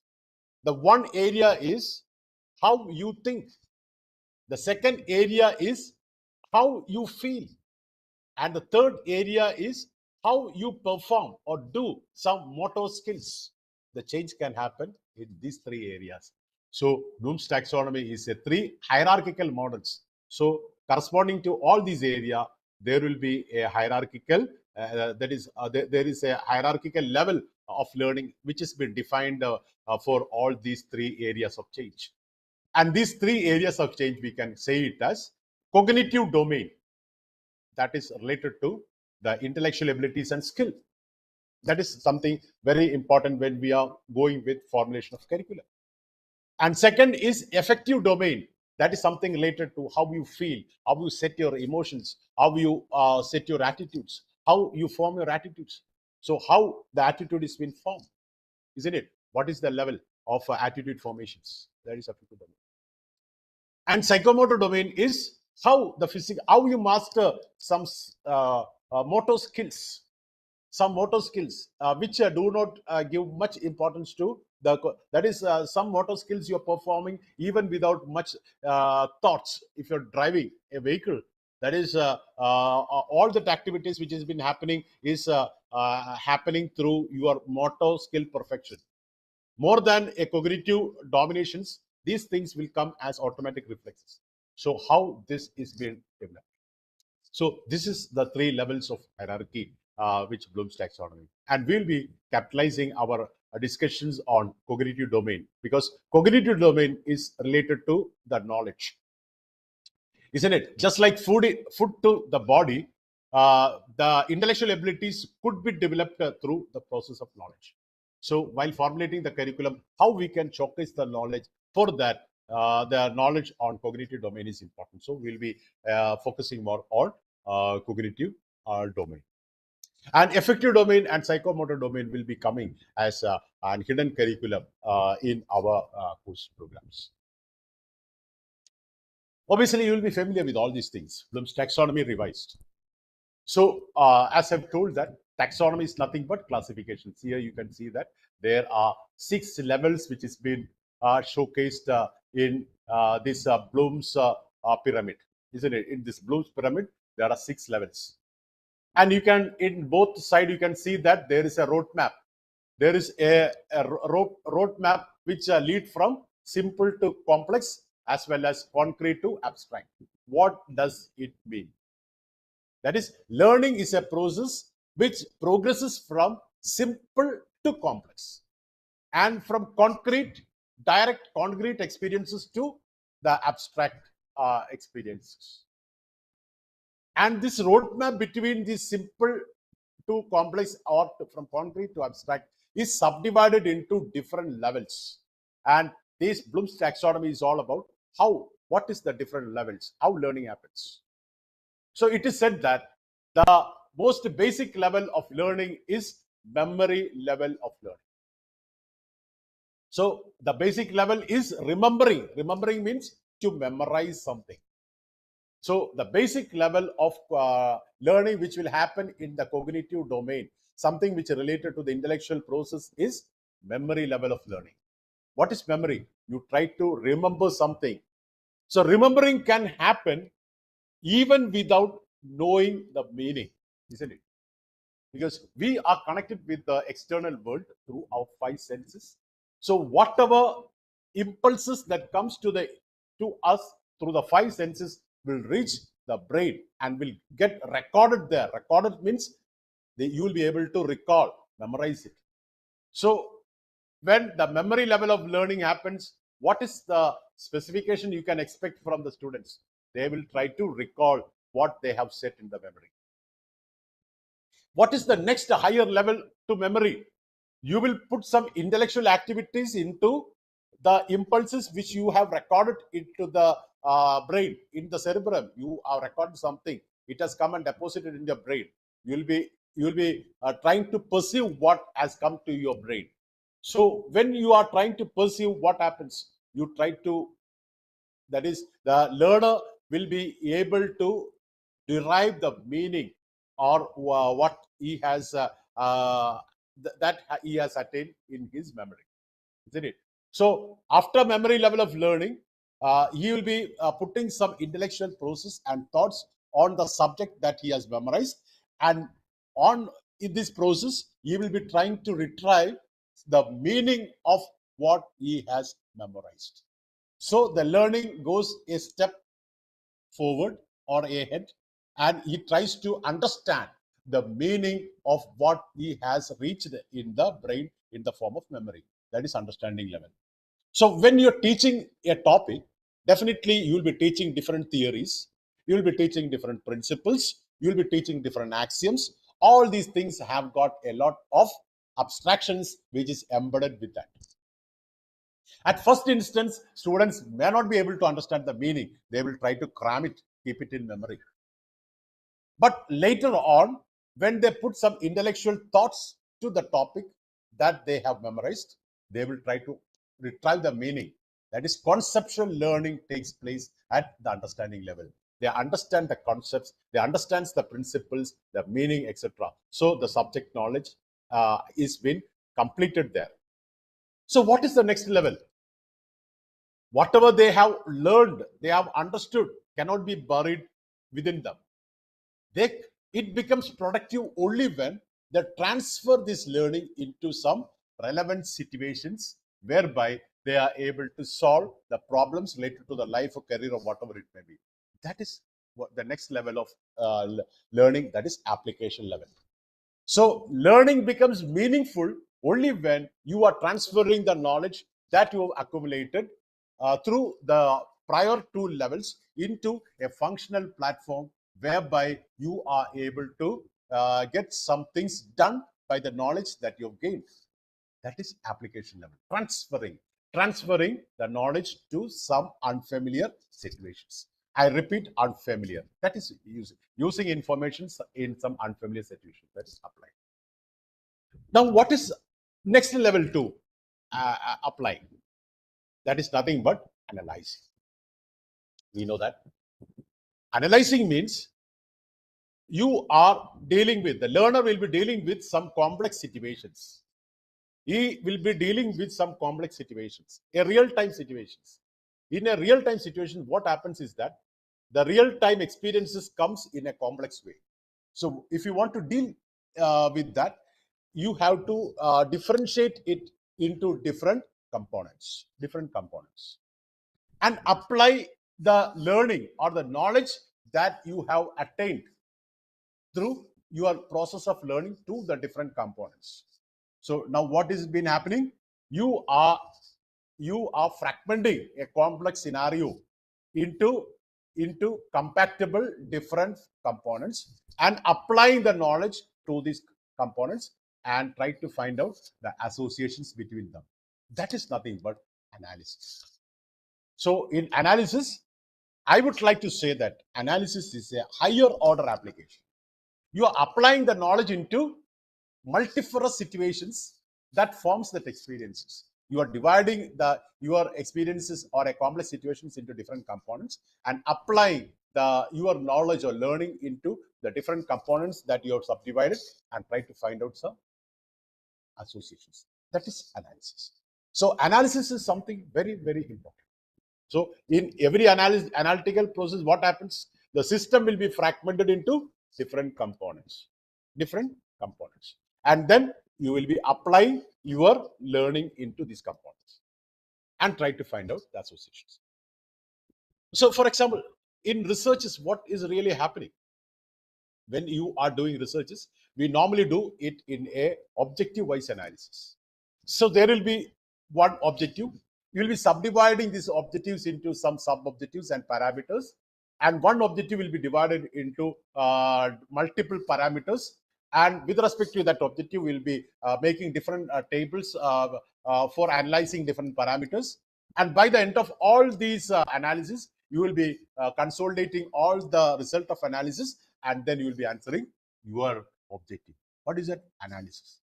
Isn't it? Analysis at what phase is your research? Analysis phase. That is, you are segmenting a complex objective into different small components and then analyzing it and then combining it and then answering. That's analysis. Suppose if the students are given a salt analysis experiment, what they are doing? They are taking a small component of salt. They will do some types of test, nitrate test or something like that. Different tests they're doing. So what is they're doing? They are analyzing it, fragmenting the entire into small component, and then they're doing some test which they have already learned, applying their knowledge into different components, then combining it to find out what is the salt. That is analysis. So analysis is a higher order applications where you are doing multiple applications into different components and finding out the associations. And what is next? Evaluation. So evaluation is something higher to that of analysis. Most often we get confused that both evaluation and analysis are to greater extent the same. The real evaluation comes just after analysis. For example, suppose if you are asked to evaluate a dance form, how will you do? The first thing that you do is that there are about 20 to 25 participants are there. What you do? For every participants, you will be analyzing their performance on the basis of different criteria, right? isn't it? How perfection is their steps? What about their costumes? Are they performing the dances in the right time? Likewise, a number of things you will be checking out, and you will be you will be analyzing their performance with respect to these set points, and finally you will be consolidating it. All the performance you will be doing it in this way, and finally you will be passing judgment, which is the best. So only after a thorough analysis you will be able to evaluate, okay, this performance is the best because you have got rationals. So that is evaluating. Evaluating is coming little more higher to analysis. Little more higher to analysis. And what comes at the highest level? That is creating.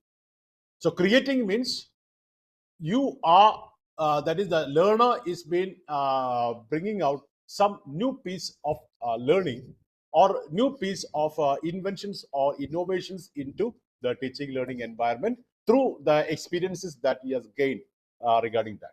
So let me say that a thorough evaluation will lead to creativity. Why? Because we know that I will be taking the scenario of research. In research, we know that we give a very importance to the review of literature. Why? Because in review of literature, what you are doing is that first you are analyzing what the different researches that has happened in the scenario that you are conducting research.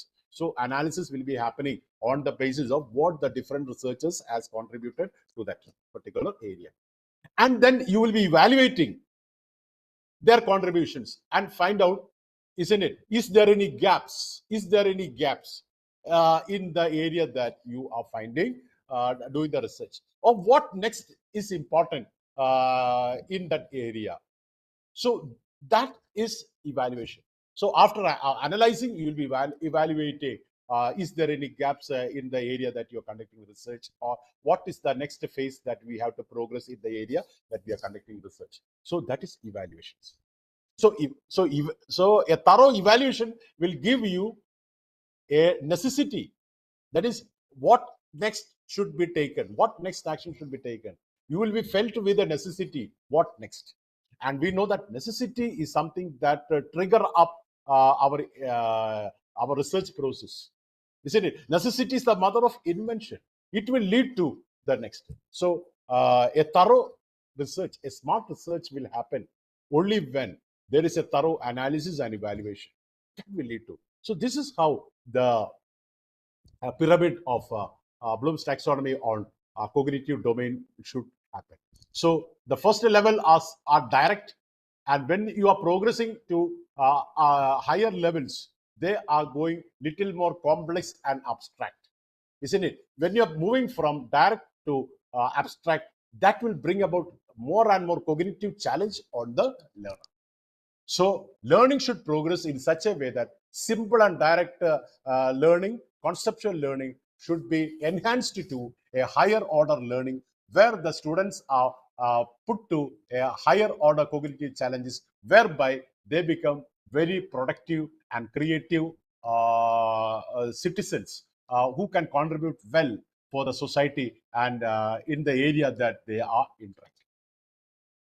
Now, let us make these things little more clear in the frame of reference of a that is our subject matter. That is, let us take these different levels in a granular way, and how these levels will comply to the teaching learning environment. That is what we are going to make. And here there is a new thing which I have included. Learning is a process engineered in such a way that one level is a prerequisite for the other, and learning happens in a country. That is why I could say that it is a roadmap. Because if you want to make some intellectual idea, first thing what should happen is that you should take the things into mind and recall something. Only on those topics that you have recollected, you can think over it, reflect over it, and that will lead to understanding. Only when you understand some concept, you can apply it in a better way. And only when you are able to apply your knowledge, you will be able to analyze, fragment a complex situation, and apply the knowledge to the relevant components and find out the associations. And only when you analyze it thoroughly, you will be able to pass authentic judgment. Only after analysis. And only when you are able to evaluate, that is, only when you are able to evaluate, you will sense the deficits which is there in the learning domain or in the bank of knowledge, which will lead you to innovations or researches. So that is how the learning should happen, and that should progress. So obviously, when we come to the what you could say that 4-year graduation program, the first year, according to our Kerala syllabus, the first year, first 2 semesters is giving more importance to foundational knowledge. Foundational knowledge will showcase more on these 2 levels. That is knowledge you are remembering, that is the conceptual level of knowledge, isn't it? And the other 2 will be taking you to higher order learning. And the 4th semester, the 4th year is dedicated to the research component, where the students are made to give more contributions in a create level. So this hierarchy is also implicitly maintained in preparation of the curriculum for the 4-year graduation program, isn't it? The top level, higher order learning should happen at the 4th level. The student should be able to contribute something in a research spectrum. At the first level, what they are gaining is foundational knowledge. If you're making a comparison, there also you could see how the curriculum is being showcased in this 5 years undergraduate programs. Sorry, 4 years undergraduate program. Now, I am just going into a little more granular level regarding all these 4 levels in cognitive domain. Okay, so I am just trisected the slides into one. What is the some demonstrated skills which you can, because learning is something which has been happening inside that individual, and you will be able to know whether the learning has happened only through the responses that the students perform at different situations, isn't it? Only through the responses you are able to identify whether the students are learned or not. What is an examination? Examination is nothing but a set of stimulus you are giving to the students, and students are giving their responses in the form of their answers, and you are identifying whether these responses are apt for the stimulus. That is what examination is. So whether their responses are apt for the stimulus that you serve to them in the form of question paper, you're checking whether the responses are right, isn't it? That is what is happening in an assessment. So stimulus and responses should be connected in the right way, isn't it? What responses that the students. So observing the responses. So what responses that you can expect from the students at the remembering level? What you can, they will recall, because it is not necessary that they would have known the meaning of what you have taught. If the students are only at the first level, they would be cramming something by hearting or writing, even without it can be with, but even without knowing the meaning, they can memorize the things and write, give the answer, isn't it? So that is what is happening in the students.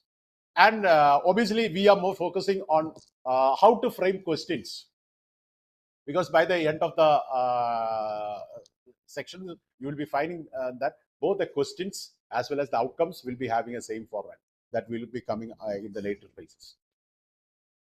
So these are the action verbs which will help you, I repeat, help you to formulate questions at a remembering level, isn't it? List, define, etc. For example, now we were discussing about Bloom's taxonomy, right? Suppose if I am asking a question, list the various domains in Bloom's taxonomy. I didn't ask you to explain it. I just want you to remember what are the names of the 3 domains. So you can answer it through your memory, through your memory, memorizing the technical terms. What are the technical terms? Cognitive domain, affective domain, psychomotor domain. You memorized it and you given the answer, isn't it? I have explained what are the different levels in cognitive domain, but I didn't explain what are the levels in affective domain and psychomotor domain, isn't it? But still you are able to answer. isn't it? Actually, affective domain, how the learning happens is that you receive that impulses, receiving, and then you respond it. Then it will go to the valuing, organizing, characterizing. This is the 5 levels which comes in the affective domain. I'm not giving more at this point of time, because when you're framing curriculum, this will come as a hidden curriculum. For psychomotor domain, you perform a mastery of the skills through imitation first. Then you will try to manipulate it. Then you will try to create the precision about these things. Then it will go to the phase of articulation, and then it will go to naturalization. These are the 5 levels which comes in both the affective domain and psychomotor. Now we are not going. I just only mentioned only, but I didn't explain it before. But even without explaining, you listed this one. You got this answer correct. So maybe you will be a PhD holder in Bloom's taxonomy, right? But this question only demands a memory level of learning. So this is a lower order question which tests the students their ability to memorize the technical term, right? What is the next? Define multiculturalism. Define means you are restricting the freedom of the students to express their thought. You want them to write some statement which has been given by some sociologist as such. I have seen when we are going for the valuation camps, I've seen teachers deducting mark for using different terms in the definition. The meaning is same, but by using different terms, they are deducting mark, because it said that according to this person, this is not right, isn't it? We want to write the thing, because you are controlling, imposing control, and you are forcing them to memorize those words which has been said by some persons, and deducting mark if they're using an alternate word. Because that question demand only memorization of the terms without any change. That do not mean that they didn't understand. Okay, they would have understood, but this only demand the correct statement which has been given by some other persons. Correct statement means we have to memorize it. So memory has been glorified. Or list the key components of GST. Or if you are just asking the student, what is the full form of GST? Goods and service tax, if they are right, then definitely they will be getting mark, isn't it? So suppose if I am asking them to abbreviate GST, so even without knowing what is GST or how to calculate GST, what is the difference between GST and value-added tax, they'll be able to answer. So these questions are lower order questions that only giving importance to memory level of learning. So the next level is understanding. Again, you can just check out what is happening in the students at this level of learning, isn't it? They understand that information, they grasp the meaning. They will be able, when they got the meaning, they will be able to translate it into in their own words. These are some of the skills that you can see in the students when they have attained this level of learning. And obviously, these are the different verbs that may help you. These verbs are something that is there to identify, that is helping you to frame questions. That do not mean that these verbs are mutually exclusive. You can use the same term for higher order also. So it is, you are the resource persons. You have to decide, isn't it? What cognitive challenge that this question impose on the learner. Suppose if I ask identify, isn't it? Suppose if I am asking a small child to identify between an apple and orange. The student, just by knowing the concept of apple and orange, the color, he identifies. That is just an understanding level of these two fruits, he'll be able to identify. Suppose if I am asking the student to identify the salt, no, by looking at the salt, they will not be able to identify. They have to make some what analysis. Then only they will be able to identify. So identify is a term that can they use in both these levels, at a lower level as a higher level.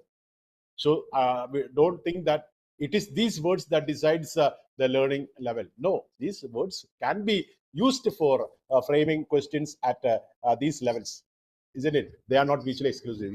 It is you are the king in your own this area, teaching area, and you can select these words. This is only for a helping hand for you to formulate. So now I have the first question. This is what we are discussing all about the Bloom's taxonomy. Suppose if I am asking a question, explain the various levels of learning in cognitive domains. So if you want to answer this question, memorization of the technical term is not, isn't it? You need some more knowledge. You need what is there in the cognitive domain, isn't it? What is cognitive domain? What are the different levels in the cognitive domain? And what is the learning process which happens in this level? So if you want to explain it, you should have a thorough understanding on what is the process, the cognitive process, which has been happening at the different levels of learning. That's important. So you will be able to show justice. This question demands the students whether they have understood that particular topic by eliciting the responses on how they are able to explain the things, whether it is explained in the right way. Right? So what is the question? Restate multiculturalism in your own words. Before they have to write the words written by some other persons. Now they have learned what is multiculturalism. They are writing what is multiculturalism in their own words. This happens when they have understood. They have elevated into the next level of learning. Isn't it? Before I just asked them to abbreviate what is GST. Now I ask them to summarize the process of computing GST. So if you want to summarize, they should know about the process of computing GST, isn't it? That is what is this GST? What are the rates that have been used for GST? Then what are the different how they can calculate the central GST and state GST? Whether it is an interstate GST, whether the transaction service is an interstate, or whether to add a cess component. All these things they will be able to summarize it only when they know how to calculate. So this is understanding. We will speed up. Application level means now we have gained an understanding. So what is next? This should not be buried in the learner. The learner should be able to apply it in some new situations, isn't it? That is, use the method. Before you have understood the method, concept, laws, theories, and these things should be applied to some relevant situations for solving the problem. This is the response that students will do when they come to an application level, third level. So these are the verbs that may help you to frame. All these verbs will be there in the LMS, and also you can surf the it is there in the internet also. You can check it out. You can Google it out, and it is there. And it is also there in the same thing will be there in our LMS also. So you can just check that questions. First question on Bloom's taxonomy. The first one is list. The second one was explain. Now, what is the question that I've asked? Frame few questions related to each domain in your subject. What does it mean? I want you to apply the knowledge of Bloom's taxonomy. Apply what? I am teaching you Bloom's taxonomy. So I want you to apply the Bloom's taxonomy. Transfer the knowledge of Bloom's taxonomy to your subject and frame questions appropriate to the different levels, isn't it? So transferring the knowledge of Bloom's taxonomy to the subject that you are teaching and preparing, isn't it? To cognitive, to remembering level question, to understanding level question, to analytical level questions. So what is that? You are applying the knowledge of Bloom's taxonomy to the subject and framing questions, isn't it? So that is application, isn't it? Likewise, illustrate few practices. So you are transferring the knowledge to your educational scenario, and you are identifying some practices or explaining some practices which is related to multicultural stuff. Then demonstrate the calculation. Before you have summarized, now you are asking the students to calculate GST. So how to calculate? Isn't it? You are given with a scenario, a service or a service sector, and you are asked them to calculate GST. So they will be applying that knowledge, and they'll be calculating the different GST components, integrating together.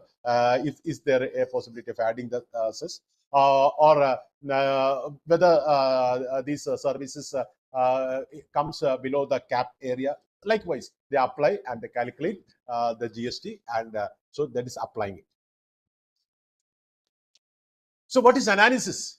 Analysis means, I would say, a higher order application. That is, you are breaking a complex problem into parts. You are breaking a complex problem into parts, isn't it? Suppose, so identify the relationship interactions between them. This is what is there in the analysis section.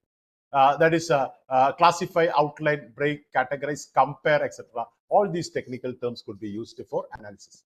For example, I will just give you an example. Suppose if I'm giving the two mobile phones and I'm asking you to compare the performance of these mobile phones. Compare the performance of the mobile phones. What will you do? You will be, how will you break it into different components? Will you break that mobile phone into different components? That is, you will just break it in terms of this way, isn't it? What is the battery life? What is the cost factor? That is one component. What is the battery life? What is the pixels, the camera pixels? What are the different functionalities which is being associated with this? Likewise, you can divide the complex mobile phone into different components, and you can just make a comparison. So that will be a higher order. You are applying your knowledge with respect to different components, and you are making comparison. Suppose if you are, if I'm trying to make a comparison between two forms of government, how will you make a comparison? Isn't it? If I want to make a comparison between monoculturalism and multiculturalism, isn't it? What is the what will be the nature of the government in these two? That is one component. What is the state of welfare of the people living in these two? That is second component. Isn't it? Likewise, you can just divide the system into different components and make comparisons. So such questions are very higher order questions, which gives you a thorough knowledge about the system as a whole, isn't it? Now, coming into this, categorize the different questions into the level of cognitive domain. So when I came to the application level, what did I say? I asked you to apply Bloom's taxonomy and prepare some questions from your subject related to different levels.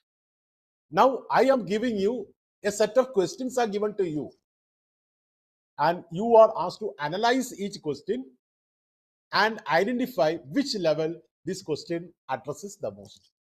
So what you have to do? It is little more higher. You have to take one question, you have to structurize the question and identify what cognitive challenge that the question imposes on the learner. Whether it is a cognitive challenge related to the remembering level, likewise, you have to make a test, and then only you will be identifying this question is better related to this level. So that is analytical level. Suppose if you are writing a computer program and there is an error that has happened in the program, what will you do? That is analysis. That is, you will be bug fixing it by dividing the programming into different small components, and you will be executing each component, whether it is functioning in the right way, the output of the first segment, passing it to the second output, and where did the error occur. Likewise, you will be analyzing the component and then combining it together and fix the bug. So that is bug fixing, error correction, isn't it? That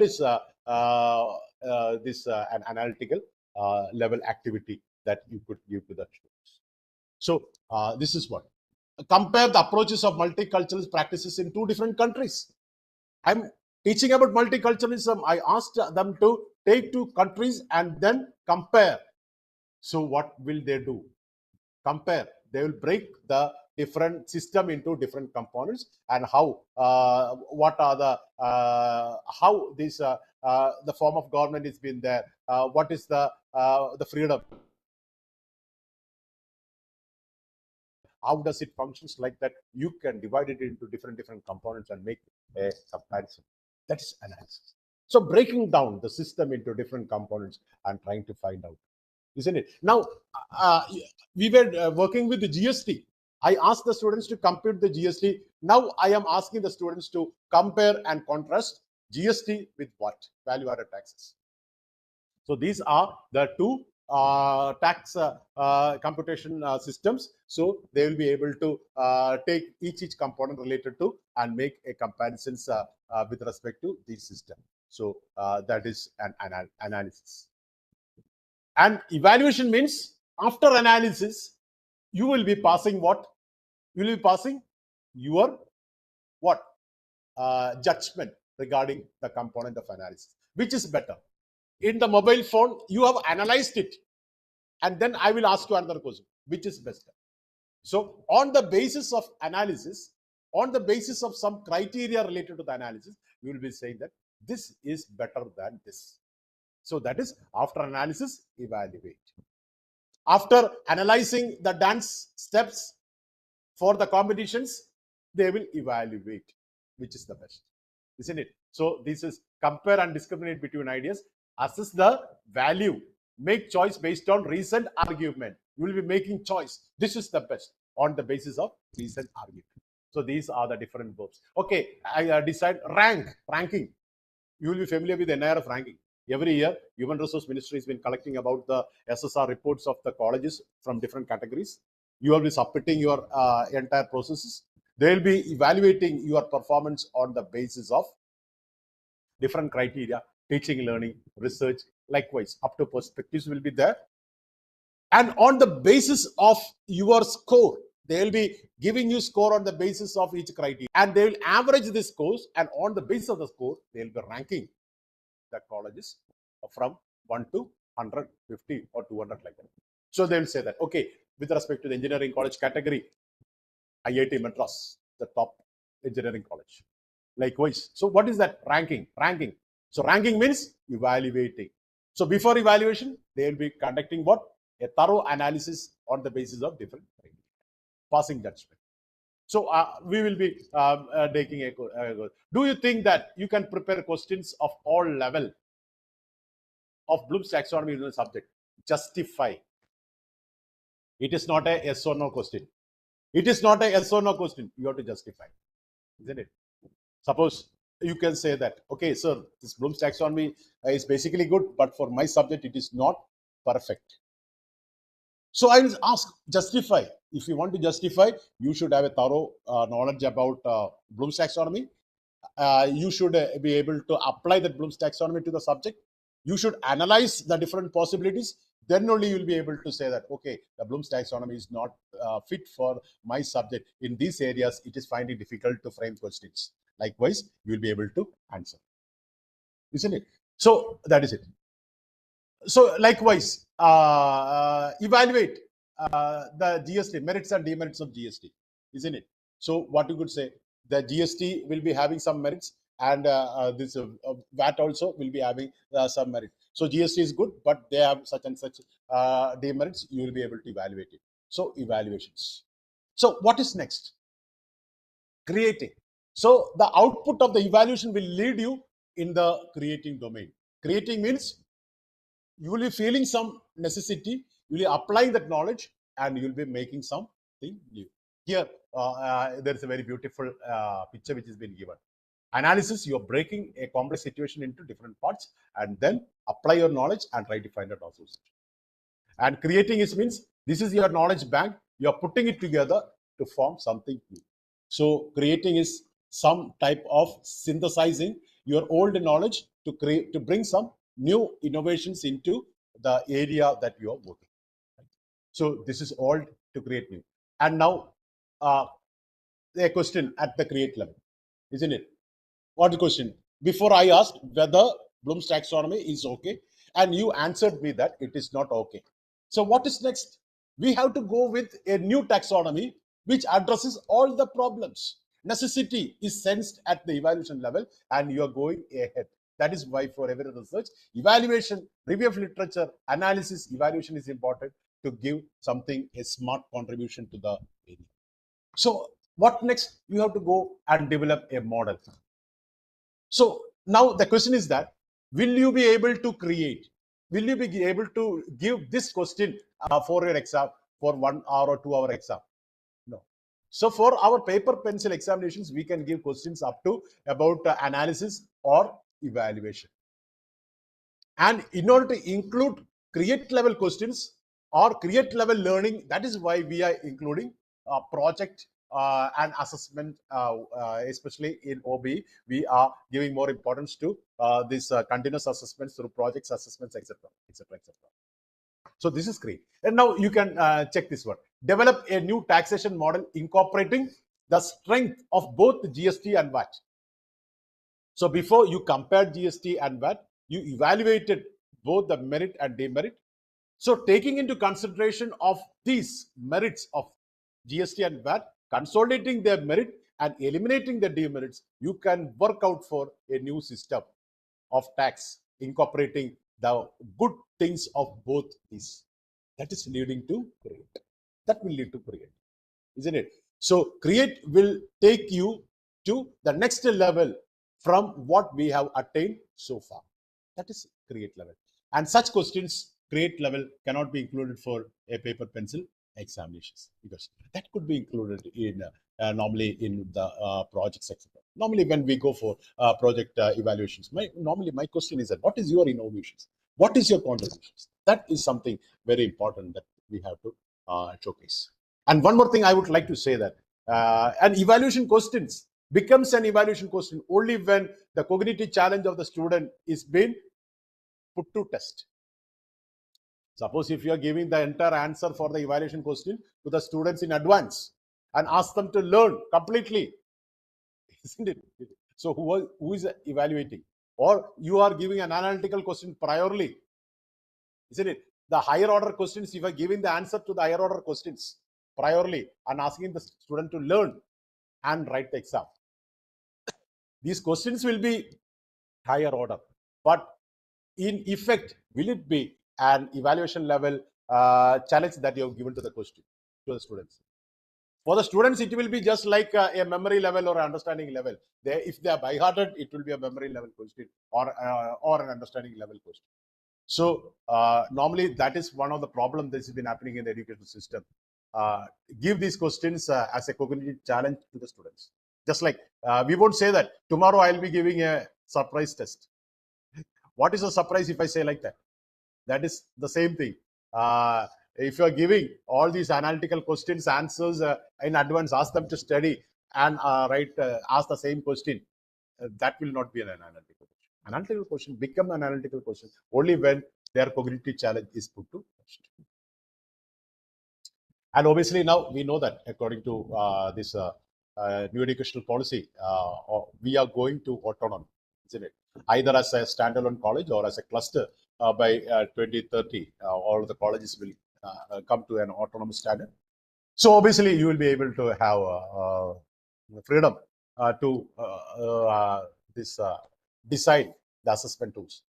And I would like to say that the best way of increasing the quality of an education institution, so higher education system, is to enhance the assessment practices.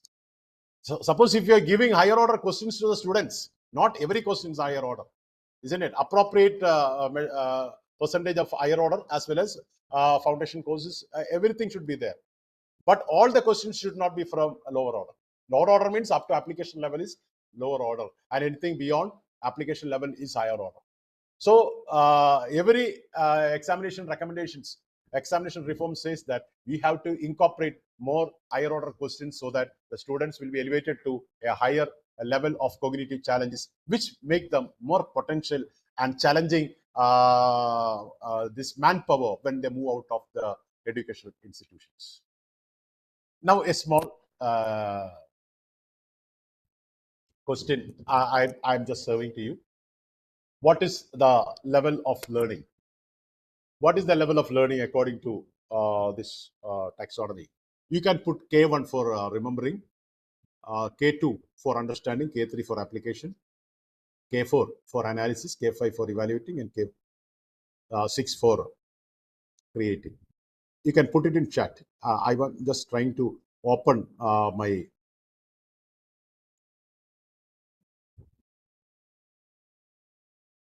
because I'm not able to see the chat, and let me try to open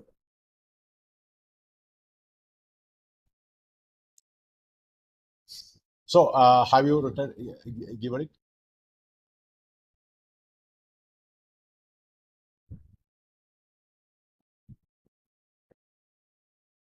Yeah, there are two opinions which has been coming. K4, most of them are saying K4. And actually, is it K4? The question is K4. Actually, it is question. The student learned from notes.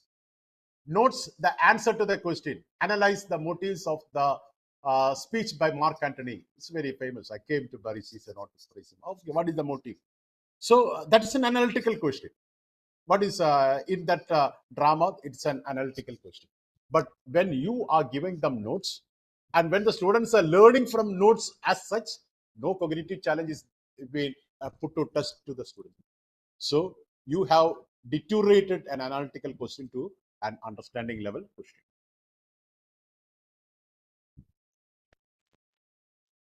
What is this one?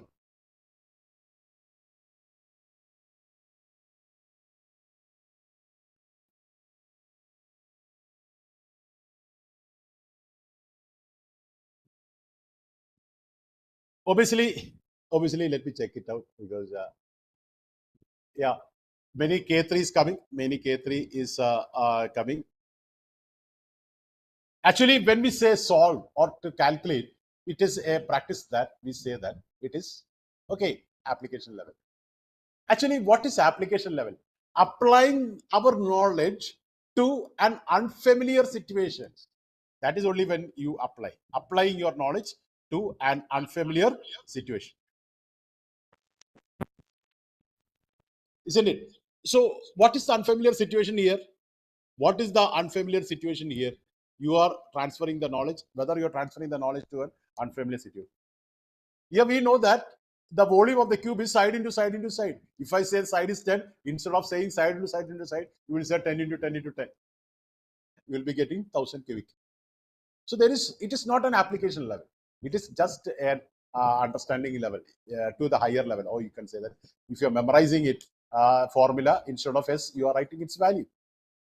So understanding level, if you want to say application, you have to apply it to an unfamiliar situation. Suppose the same question, if I'm asking it in this way, what is the time taken to fill the tank? Time taken to fill the tank if it is in the shape of a cube. If it is in the shape of a cube, such that every second this much water will be coming into the tank. So here you are applying it, isn't it? You want to find the volume of the cube, the quantity of water coming in every second. Then you will be applying this knowledge and finding. So this is that will become an application level. But this is only an K1 or K2. That is no issues. Okay, the student is asked to conduct an experiment and examine the result of the experiment. Okay, if it is a salt analysis, okay, you have to do the experiment as such, and then you have to take the observations, and then okay. So if it is a salt analysis, what is that? It will be an analytical level question, isn't it?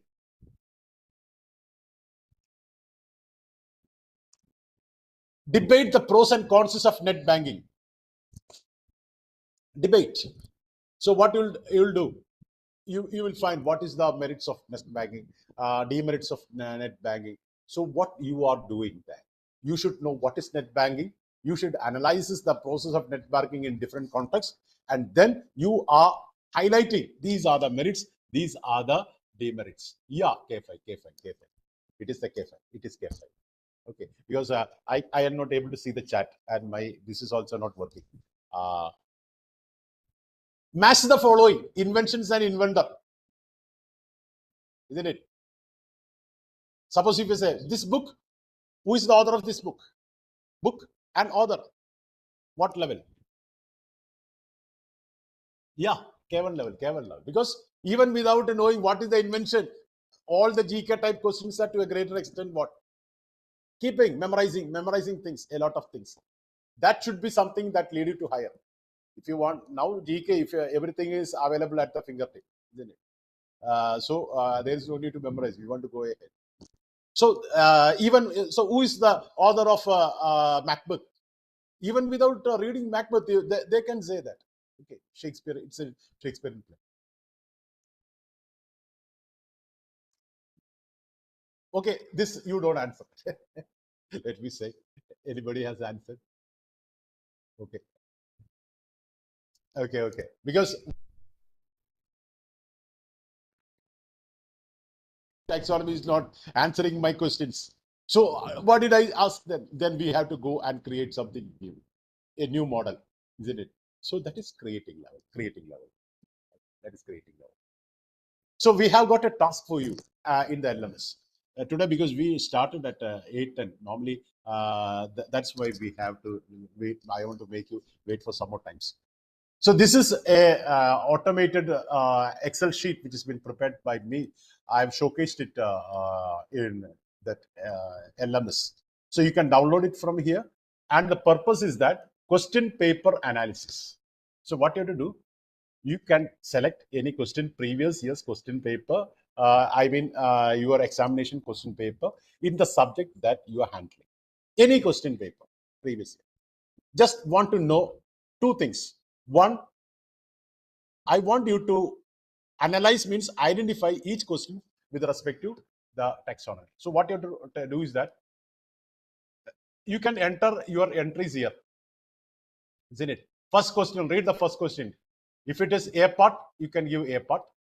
If it is remembering, there is a drop down menu, remembering question. If it is an understanding level question, you can give it, you can enter the marks. Second question, likewise, every question, irrespective of choice or you should enter every questions from the question paper. Okay, the next question, seventh question, it is from B part. If it is an application level, applying level question, applying, it is again 5 mark question, isn't it? Now the next is a C part question. C part question. It is simply an essay type, like understanding, like explanation type question. If it is 10 mark question, you can give it like this. So don't do anything here. It is an automated. It is an automated content. So here you can see that what is the percentage of understanding level, what is the percentage of application level, what is the percentage of analysis level. Anything above applying, we can say that higher order. So what is the percentage of higher order questions? It is there. It is an automated sheet. And you can give your, what I could say, you can give your evaluation regarding your question paper, isn't it? Whether your question paper is good, a question paper, whether there is sufficient number of representations from higher order and lower order, etc., that you can write. That is, I am asking you to analyze and even evaluate the question paper on the basis of analysis. So it is a very higher order activity, and you can mention the program name here and the course name, etc., etc. You can download it from your LMS. Take any of the question paper. You can complete it here. All the details will be automated here. By observing you can write your comment here and save it and submit it in the LMS. And if you have any doubt, there is a explicit video, SOP video, that is you will be getting details on how to do this every task, isn't it? The standard operation procedure is being very specifically given with respect to every task. So if there is any issue, you can just play that video and find out. It will be explained in detail what to do, how to enter it, and how to submit these assignments. So that is all for today. And let me say, sorry that I have made you sit for 20 minutes more, because we started late only.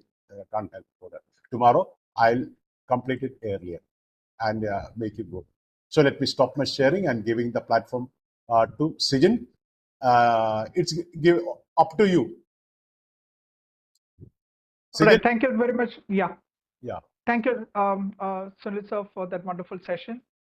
Would you like to take some questions? Could you please, you can put your questions in the chat and we will take it.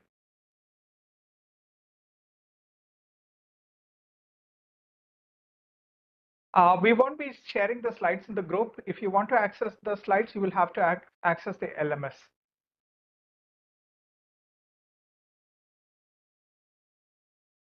How to install LMS in Excel sheet. LMS is not installed. You can LMS is gotten in the browser. So you take the LMS in the browser and download the sheet from the LMS.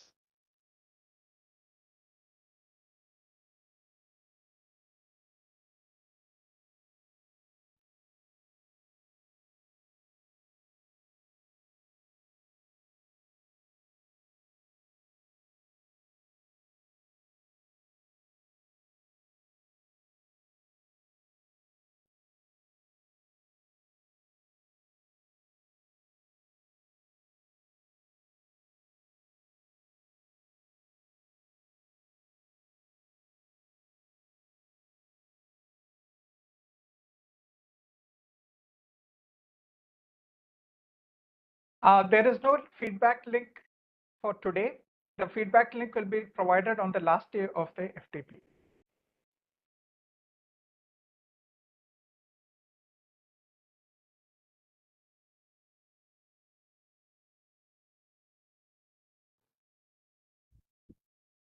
So if there is a no queries which has been there in the chat, and no issues in the LMS, you have a section for collaborating. There you can post your queries. Obviously, we'll be visiting, all the resource persons will be visiting the LMS at times, as well as these participants also can involve, because we know that our experience is the most valuable thing. We can collaborate it and make it as a platform for win and win together. So together we can have better learning about by sharing that experience. So when you work with the things, obviously you will be having some confusions. Share it there, and we can consolidate our thoughts, our experiences, and make it better. So I think today we can conclude, because obviously after a very tireful section, making you sit for 9:30 is not good.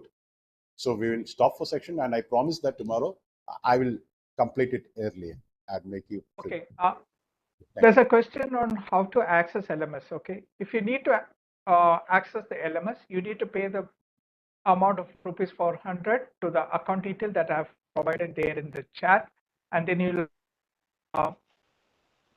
have to send a payment proof to the WhatsApp number also provided there. Then you will get access to the LMS. Okay, so the details are provided there.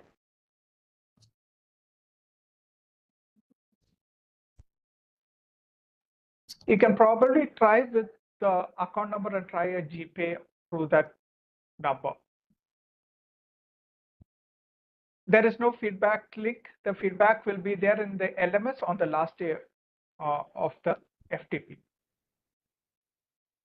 Okay, Sijan. All right, with that. Okay, yeah. Thank you very much. So have a pleasant evening. Good night. Yeah, thank you very much, Dr. Sunil Job. We will be having a session tomorrow as well. Tomorrow, the topic will be on architecture of OBE and design of outcomes.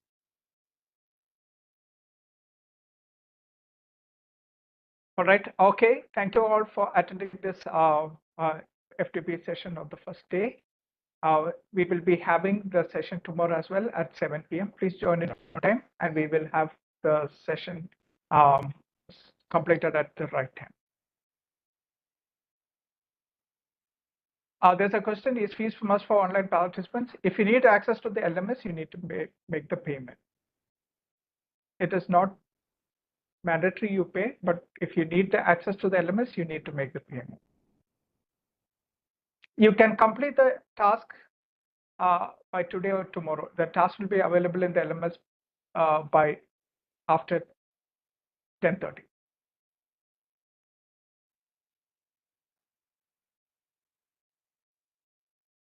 Yes, the details are there in the LMS. You can see when it's available from. Thank you all. Thank you once again. We will see you again tomorrow. Have a pleasant evening. Thank you.